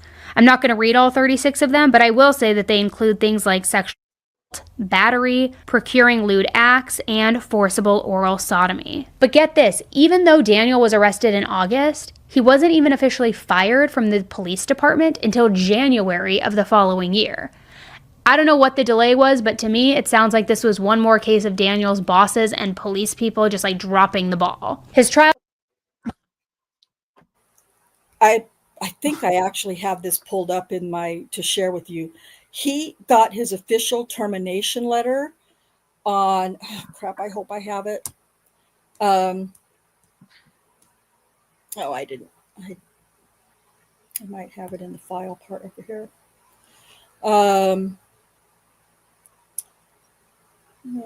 Here it is. I do have it.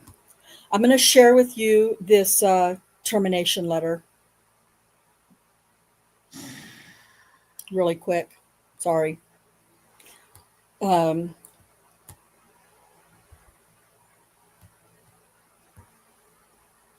Okay, this is the termination letter that Daniel did receive. And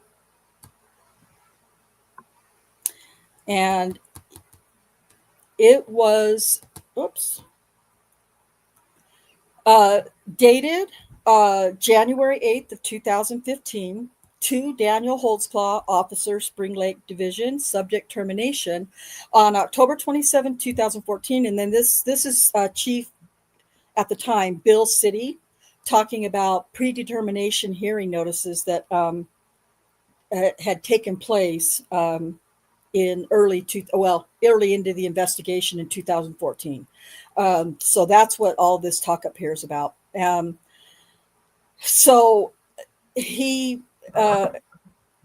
Daniel chose not to participate. He did go to the hearings, but he only observed, and I don't recall the reason why he didn't participate.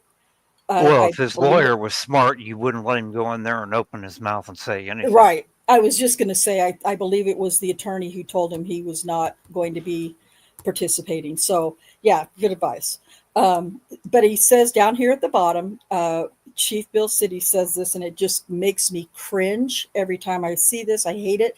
Your offenses committed against women in our community constitute the greatest abuse of police authority I have witnessed in my 37 years as a member of this agency. These violations more than warrant your termination from the Oklahoma City Police Department. Your termination is effective January 8th, 2015. And then that's basically it. So Annie Elise is very disgruntled by the fact that it took so long to terminate him. Well, he hadn't even gone to, he hadn't even, well, by this, yeah, he hadn't even gone to trial yet. He hadn't even been, the No, investigation plus the was board had to convene twice to discuss what was going on. right. Again, In until other November words, 2nd, they 2015. And followed I think a lot. procedure. Yes. So, you know, because she's created this fantastical narration, to kind of use TJ's words in a sense, she's just incredibly irritated and angry that Daniel wasn't terminated sooner. He hadn't, the investigation had just completed.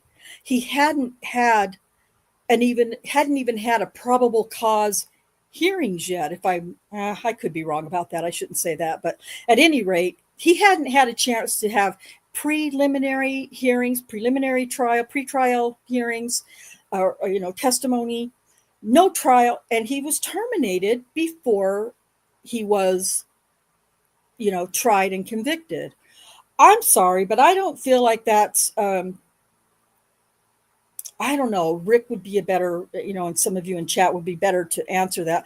But I don't feel like that's a, um, I feel like that's kind of constitutionally, I don't know. I don't know what I think. I'm so fucked Well, up with this damn I video. would have to see the collective bargaining agreement for law enforcement officers in that area.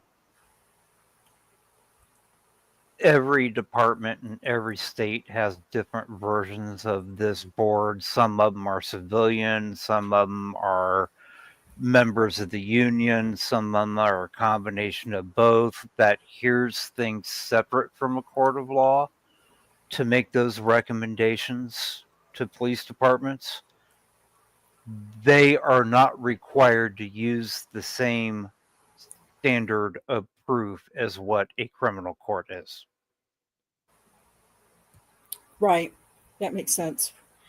That board that is mentioned in the letter, I am assuming, is the Oklahoma City Police Department version of that type of board.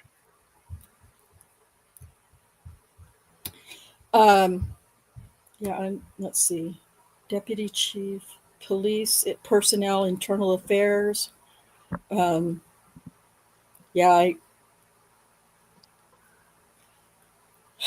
Yeah, I'm not, I don't know for certain on that. So I don't really want to, from what I understand, what I might just be imagining, but I feel like the FOP did not support Daniel. At least by the time, I don't know. Like I said, I that might be a dream of mine or something, but I feel like for some reason, I feel like there was some sort of context that perhaps I he wasn't don't know how supportive. that board is made up. Yeah, I don't either. For Oklahoma City, so I couldn't tell you who was on it. Right. Yeah. I mean, I guess that would have to be something that, I mean, I don't have any information about that, you know, so I don't know for sure. But at any rate, what was the name of that board? He mentioned it in the letter. The board. Let's see. I directed the predetermination hearing to proceed under option 2, which is a hearing before the affected bureau deputy chief. The board convened on December 11th. Okay. Yeah, so it really sounds like he ordered a deputy chief to convene a board, and the deputy chief either convened a board that stands by in case they need them, or he appointed people to a board to take a look at it. I can't tell you which one of those happened. Yeah, so at the bottom of the letter, it says PC Deputy Chief Tom Jester is who was appointed. Police Personnel, Internal Affairs. I don't know if that helps you or not, but at any rate. So at any rate, the point is that, he's allowed due fucking process. Whether you like it or not, or anybody likes it or not, he's allowed due process. This was in my opinion, of course, this was part of his due process at Yes, this it point. was. Right. Yes, Yeah. it Okay. was. So, yeah. And he's allowed that. And any true People crime, were really concerned with how it was all going to play out. Anybody involved in true crime should know that. At You would least think have so, a good yes. idea of it. So, she's just anyway, whatever. I'm gonna back up just a tiny little bit. Sorry, because we've been having to correct her so much. They'll say that they include things like sexual battery, procuring lewd acts, and forcible oral sodomy. But get this, even though Daniel was arrested in August, he wasn't even officially fired from the police department until January of the following year. I don't know what the delay was, but to me, it sounds like this was one more case of Daniel's bosses and police people. Speculation. The That's delay not was evidence. due process. That's what the delay was. Due process. Annie Elise, my dear, it was due process is what the delay was. Had nothing to do with anybody trying to cover up anything except for the corrupt officials. That's all I'm going to say. Oh. People just dropping the ball. His trial didn't begin until November 2nd, 2015, and I think a lot of people were really concerned with how it was all going to play out.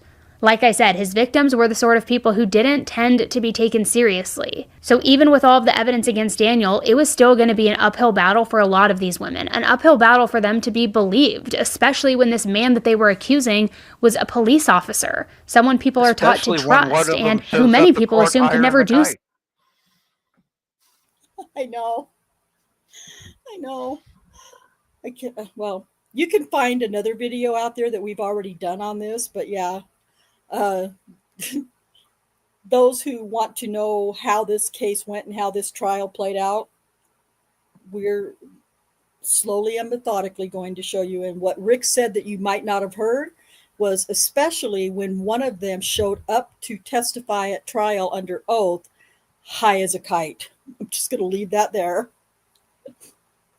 Something like this. But the good news is that on December 10th, the jury found him guilty on 18 of the 36 charges. And just look at how he reacted to that verdict. The verdict seemed to be in proper order.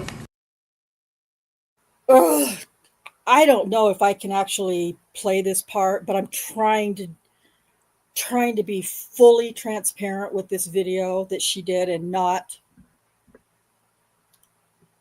take anything that she did out of context. All I can tell you is this is literally painful to my heart and soul to watch and listen to.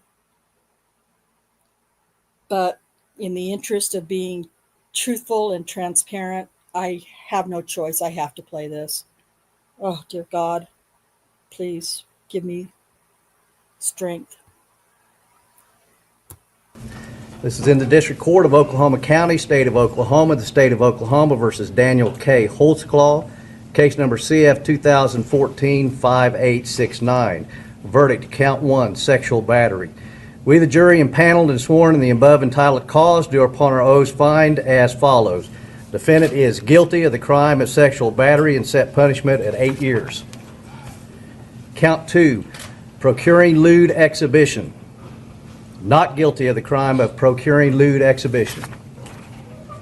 Count 3, burglary in the first degree. Defendant is not guilty of the crime of burglary in the first degree, nor lesser included.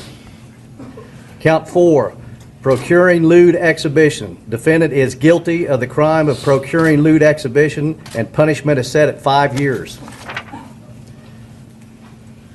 Count 5, procuring lewd exhibition. Defendant is guilty of the crime of procuring lewd exhibition, and punishment is set at 5 years. Count 6, defendant is not guilty of the crime of stalking. Count 7, defendant is not guilty of the crime of sexual battery. Count 8, defendant is guilty of the crime of forcible oral sodomy and punishment is set at 20 years. Count 9, rape in the first degree. Defendant is not guilty of the crime of rape in the first degree. Count 10, forcible oral sodomy. Defendant is guilty of the crime of forcible oral sodomy and punishment is set at 16 years. Count 11, rape in the first degree. Defendant is guilty of the crime of rape in the first degree and punishment is set at 30 years. Count 12, forcible oral sodomy. Defendant is not guilty of the crime of forcible oral sodomy. Count 13, sexual battery. Defendant is guilty of the crime of sexual battery and punishment is set at 8 years. Count 14, sexual battery. Defendant is guilty of the crime of sexual battery and punishment is set at 8 years. Count 15, procuring lewd exhibition. Defendant is guilty of the crime of procuring lewd exhibition and punishment is set at 5 years. Count 16, forcible oral sodomy. Defendant is guilty of the crime of forcible oral sodomy and punishment is set at 16 years. Count 17, forcible oral sodomy. Defendant is not guilty of the crime of forcible oral sodomy. Count 18, procuring lewd exhibition. Defendant is not guilty of the crime of procuring lewd exhibition. He wasn't shaking his head or sobbing or crying when he took advantage of those women. He wasn't questioning his actions when he was under investigation and still carrying out his crimes. He wasn't crying or feeling sorry when he was, not to be vulgar, but literally getting off at the expense of these fearful women. But now he was. And I cannot feel bad for someone who is only sorry once they're caught. Absolutely not. To no one's surprise, Daniel and his defense team claimed that this verdict railroaded and set up.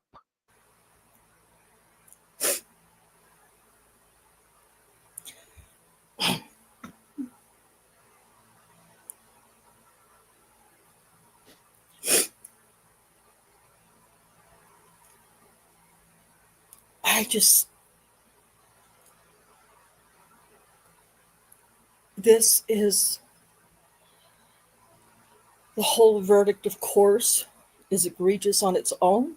Oh gosh. But the way this person who clearly, and I think I've been as fair as I possibly can. I think, Rick, you and I both have been as fair as we possibly can with Miss Elise. But she did a horrible, horrible injustice to Daniel when she put out this video. She wrote a fictional script. Oh, my head is just pounding right now. And the wailing that you hear in the background, the crying, is coming from his mom and his sister. I would imagine. I know that the entire family was just destroyed by the verdicts, and it really, really raises a level of anger in me that I pray, like I have to pray to hold down, and to, when I see people, and including her, making a comment about him crying and how he cried for himself because he got caught.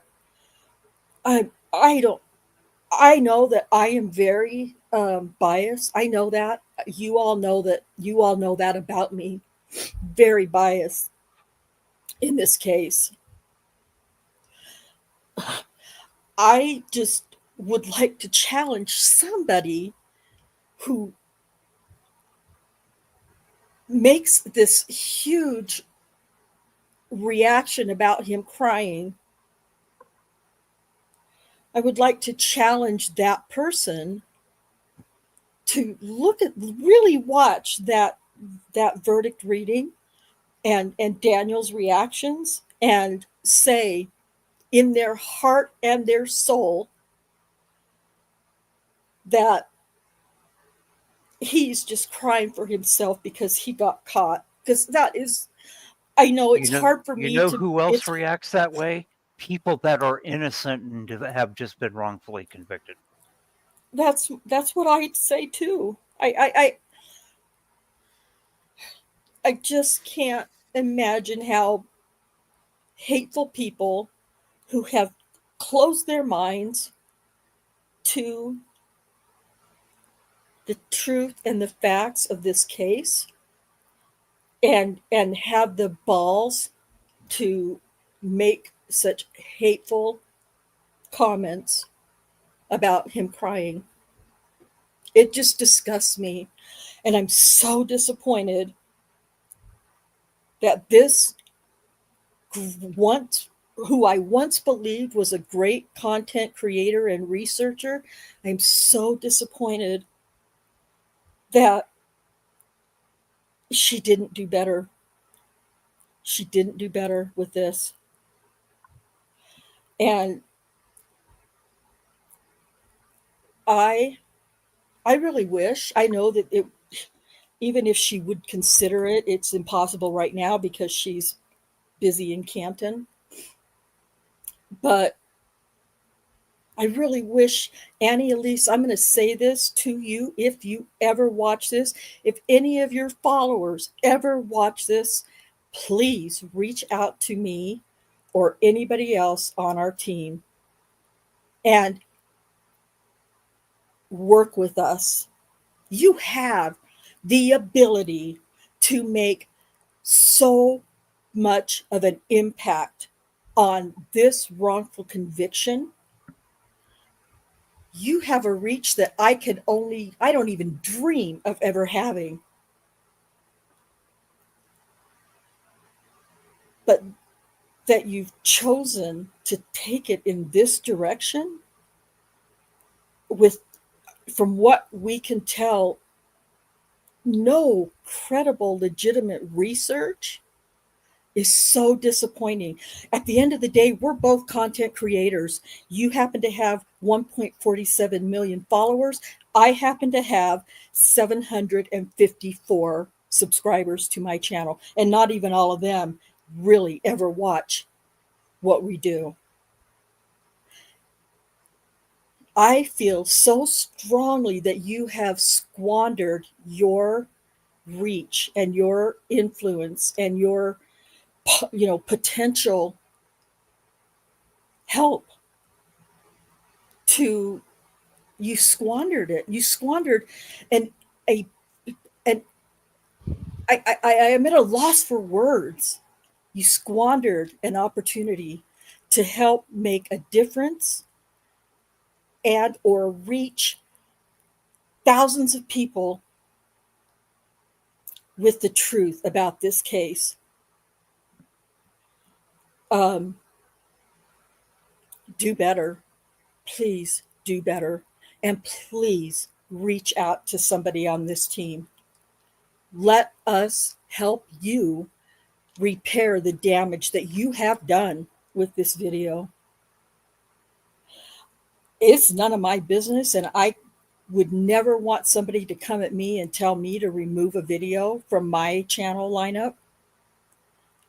But Miss Elise, until you can repair the damage you've done in less than an hour and a half or however long your video was, you have caused so much damage to Daniel's wrongful conviction case. I'm going to use really words that I would normally not use, but I implore you to take down your video, research this case, and we will be happy to help you fix and repair any mistakes, false information that you have made in this video, and we will help you repair it so that you can there are many, many people in your comment section, which I'm assuming you've never read, who disagree with what you did in this video that you did. Many of your followers, and a lot of your followers have said I saw comments in this video section, comment section, of people who unsubscribed to your channel because of the lack of research and the complete false narrative that was put out in this video. I'm going to stop because I could go on and on. I'm disappointed, but I don't think that it can't be repaired. You can fix this if you reach out to the right people who can help you with the facts, help you correct the information that you put out.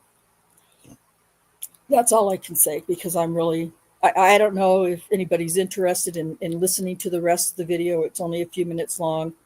I'm not. I just don't feel like. I mean, you know where she stands, and you know what her opinion is, and those of you who have been following us with this case for so many years know what she got wrong in this video. And you don't know Pretty it much because I've everything. said it, pretty much everything. And you don't know it because I've said it to you or told it to you. You know it because we've brought what is it that they say? We've brought the receipts to everything we've done. Everything. So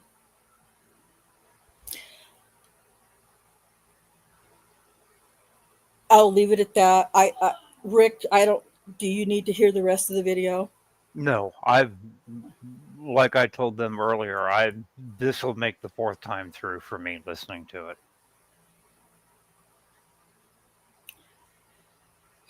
Yeah. So we're going on 4 hours now. I am mentally and physically exhausted right now.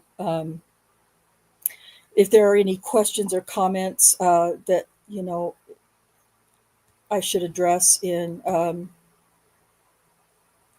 the comment in the chat, then yeah, you know what, I think that would be great. I politely, and I suggested that to somebody in a comment yesterday too. They said to her they've been trying to reach out to her regarding this case, but they seem to have issues with the emails getting to her. And I said, I understand. I responded, I've had the same issue, and many viewers on my channel have had the same issue trying to get a response from her. So I'm going to give her some time to get through this Karen Reed thing. And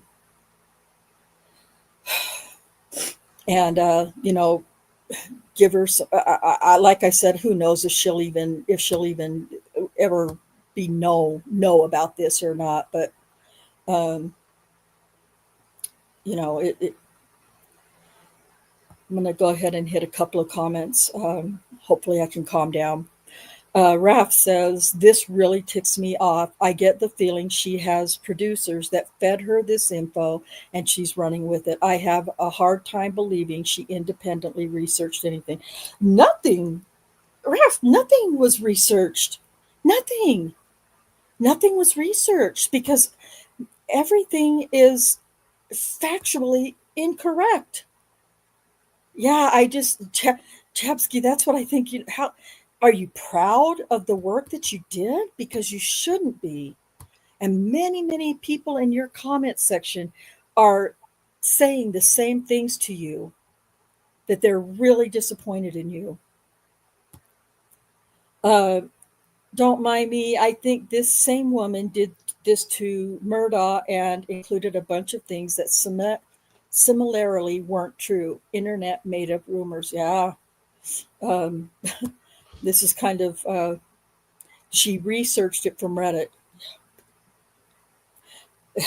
Maybe. TJ, she doesn't even know how to say people's names properly, so I doubt she did any research. Seriously, how hard Janie Legans, is how she pronounces. And that might seem really trivial or trite to to other people, but her name is Janie Liggins, and it's been said time and time again, pronounced.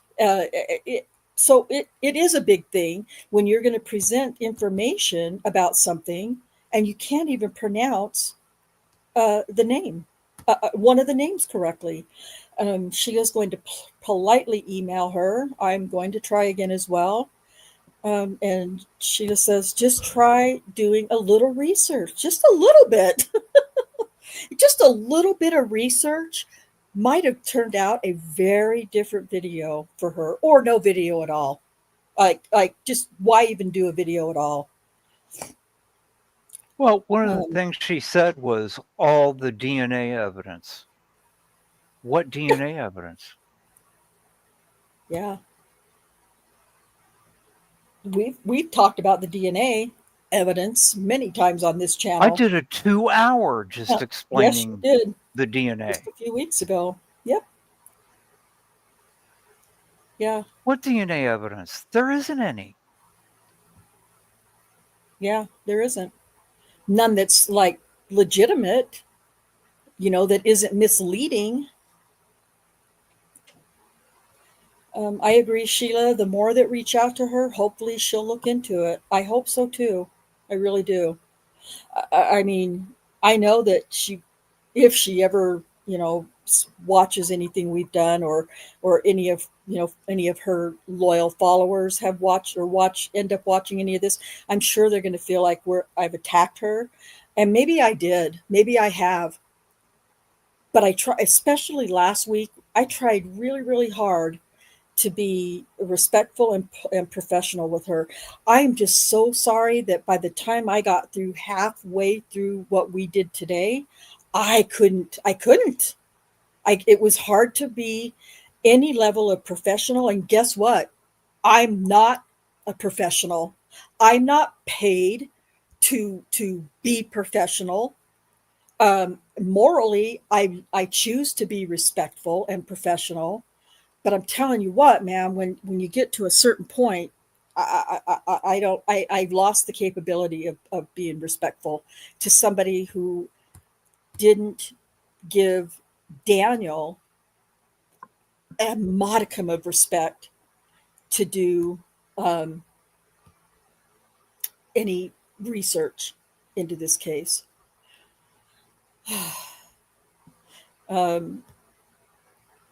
Under Your Stars says getting likes once they grow, the subject matter is dramatic. And you know what? Yeah, I always say, please like, share, and subscribe. I do that. I say that. We talked about it. I had Rick explain it at the very beginning of this video. Like this video, share this video, comment on this video, because that's all that we have. We don't have a huge audience that can talk about this and make this, pop up on people's YouTube pages, like she does. I don't like asking people to like and comment and share and all that. I don't like doing it. I'm always very reluctant and very minimalist when it comes to asking for likes and comments and shares and all that stuff, because I don't like doing it. I don't like when people are doing that to when I'm watching YouTube videos and people are saying, and before we go any further, please like, share, blah, blah, blah. I hate that. It bothers me when people do that. That's just me. And all the little noisy little, like, share, comment, subscribe, and all that stuff, pop-ups that they have in their videos and stuff that annoy me when I'm trying to listen and I'm hearing the bell and all those things annoy me. But so I don't like doing it to other people, but that's just me. But I am, for once, this one time, practically begging. I mean, I tagged people on Twitter today that I haven't spoken to in years, frankly. I don't use Twitter that often, but I needed this to get more traction out there. I feel like Twitter, or X, whatever you want to call it, is the bigger reach than what I can do here on YouTube. and I just need one or two people to retweet what I posted today and share the information, or this video itself. Share this video to whatever, social media platforms you use. Um, because this is the one that we have to help correct. I have to. I have to. I don't have a choice. Uh, it's the least I can do for Daniel and Daniel's family. And Sheila says, we are Daniel's only voice. That's absolutely right. Absolutely right. I mean, yes, I know that he's got lots of other supporters and all those things. I get that. But, uh, as far as, crying out on social media, I feel like it is us. And then to have somebody with 1.47 million subscribers come behind us and like destroy the work that we're trying to do is really disappointing, upsetting, discouraging, and it, as I've been saying all along this whole day, invoked some real anger in me. Okay, don't mind me. If she is the one I was thinking of, she claimed there was evidence Murdaugh's wife was trying to divorce him. Not true at all.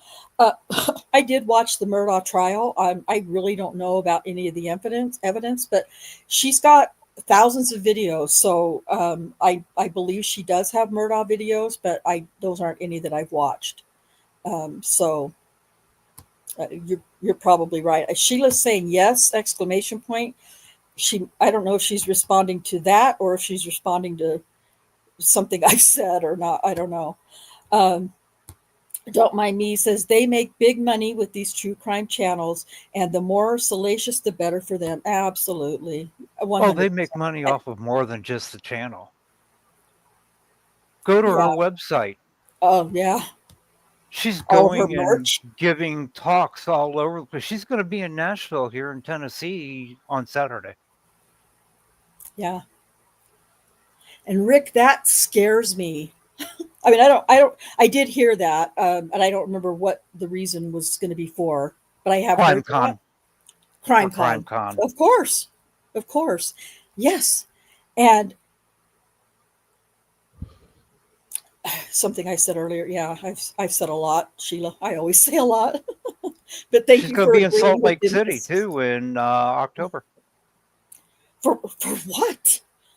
I don't want her Some here. type of tour that she's giving. That's Salt Lake City in October is on her calendar as part of her tour. I don't know what the tour is for, but I'll have to check it out. I mean, I would never, ever, ever dream of going wherever she's going to be here in Utah, Salt Lake City. I would never dream of attending that or approaching her.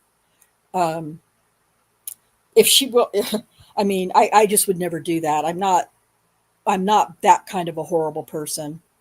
Um, if that she is would not the ever, appropriate venue to approach somebody right, to with something discuss a like this, case. right, exactly. I mean, I'm willing to do that in private setting, like phone calls or emails or text messages, whatever she, would be willing to do. I hope she is willing to do it.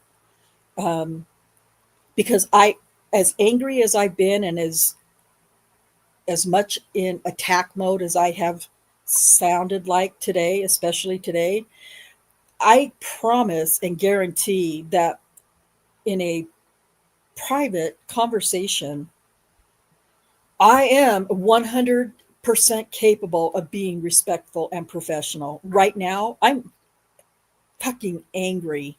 I am angry. And I'm sure by now Daniel's family has, or maybe not. I don't know.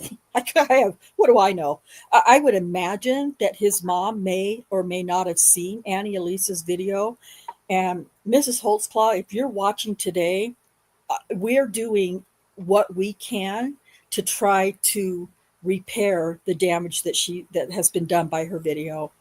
I hope that means something. It's obviously not going to be enough, but we just need everybody's help. And that, like I said, I am practically begging everybody watching right now to share this video and last week's video. Share these videos because as it is, what I didn't play, I don't know if it actually got said at the end of her video because I don't remember, but what ultimately has happened is if somebody in the chat or somebody watching this somewhere else is not aware, Daniel, of the 36 charges, he was convicted of 18 of them, and those 18 charges alone added up to 263 years in prison. Daniel had obviously never committed any crime whatsoever. Every single charge, every single count that he was convicted of that had its own amount of sentence time, every single one of those 18 charges, instead of running those concurrent, as I dare say, a lot, if not most judges would run those sentence times concurrent. This judge, who, by the way, was accused of serious sexual assaults in 2020, 22 or 23, and was forced to resign from the bench. This is the same judge who presided over Daniel's trial and sentenced him to 263 years, every sentence running not concurrent, but consecutive. That to me was outrageous. That's just my opinion. So,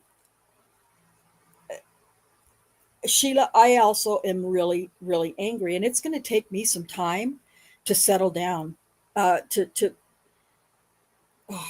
hope by the time I could start watching the trial on Tuesday with Karen Reed in Canton, Missouri, or Canton, Massachusetts, I hope at that point that can bring me back down and calm me down, because I'm so upset right now, and I'm glad that I'm not the only one. And yes, get off for less. Murderers get less time in prison. I'm not Yeah, trying to the minimize. 15-year-old in Colorado that was going 90 in a 45 zone and killed the 24-year-old woman. Guess what he got? 2 years probation and 100 hours of community service. Yep. Yes, TJ, cruel and unusual punishment for something you didn't even do. And I tried every possible way I could think of to make this an Eighth Amendment issue, but it isn't. But I think it should be. But I don't really know all the nuances of the Eighth Amendment either. So what can I say? But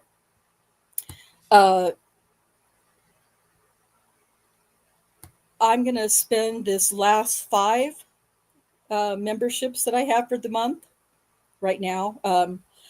I don't know. I hopefully somebody who's actually in the chat right now will actually be gifted one of those memberships, because I think that's right.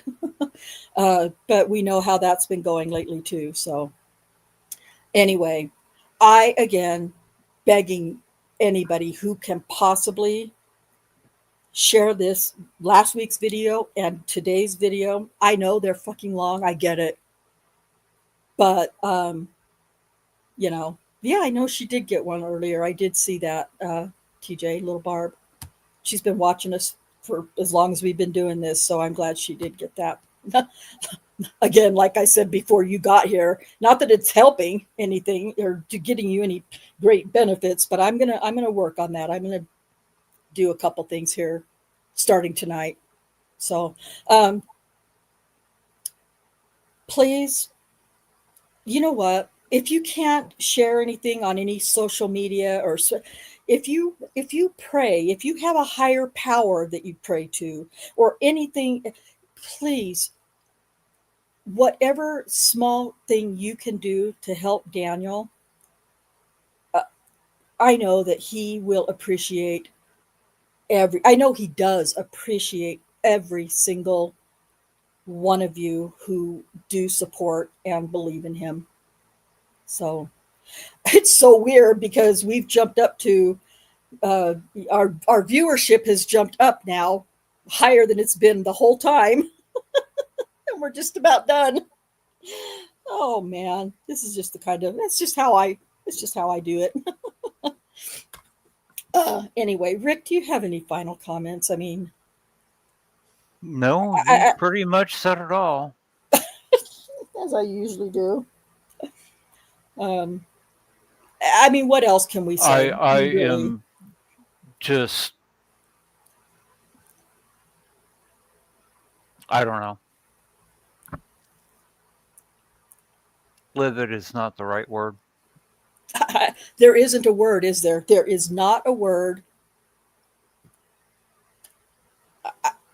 I would have to make up a word, and I wouldn't even know how to go about doing that. I've run out of adjectives. Is that the right? I've run out of descriptors to describe my anger and my disappointment and my sadness and my anger, my frustrations, all of it. Livid, yes. Yeah. Incensed is a word I think I used somewhere today. Um, all of the words just mashed together is how I feel right now. And Daniel, I don't know. I mean, I haven't had any contact with Daniel in the last month or so because I'm having telephone issues. So if he's tried to call, he hasn't been able to reach me because I don't currently have a phone. But anyway, anybody who's watching or listening, or if you have contact with Daniel, please let him know that we will always stand with him and believe in his innocence, and we're just going to keep shouting it, and I'm just going to keep on doing what we've been doing. But every time I do it over again, it's going to get better and better and better. Again, for anybody who missed this call to action at the beginning, if you're interested in helping us read any transcripts or police reports or anything, that as we get started with this new phase or new series that we're going to do, please reach out. You can either email me or some of you, or you can, if you're on in Discord, you can message me in Discord. Anything, if you're willing to help read things, you know, I know it's going to be really, really hard for Richard, Davey, and Scott to, find time, especially with summer coming up. I'm probably choosing the worst possible time of year to do this, but I don't want to put it off very much longer. So we're going to get started on that as soon as I can get another solid team, or get, some information from Richard, Scott, or Davey about, a time where they can spare an hour or so, every once a week or something to read and record. Sheila, I would listen, you think about it, no pressure to anyone, but if you listen, I don't know if you've listened to Davey and Richard read any of the transcripts we've done, but listen, your voice is going to be perfect and beautiful. I don't care how Southern you think it is. It's fine. It's fine. You think about it, and if you feel like you want to help, we can even do a practice run if you'd like at some point. Just get in touch with us on Discord and let us know what you think. Again, anybody else, reach out to us on Discord, email, anything like that. If you can't get a hold of me, don't know how to get a hold of me, get a hold of Rick or Cherie. we'll be able to get in touch with whoever. So, okay, Daniel, we love you, we support you, and we will never stop fighting for your freedom. And I just I cannot imagine the rest of my lifetime without you being free. I can't imagine. I can't imagine uh, um, going through the rest of my life. Hopefully, I've got a good 20, maybe 25 years left, and I can't imagine spending those years without you being free. So uh, I'm having a hard time saying, signing off because I'm just so passionate right now. Thank you, TJ. Thank you, everyone. And we appreciate you. We appreciate your dedication to continuing to come back and spending sometimes 4.25 hours with us. And I appreciate you guys so much. Please just after this is over, send us put a comment on this video and last week's video, and TJ, let's I help. am assuming you're not the TJ Smart Guy Anderson Dance.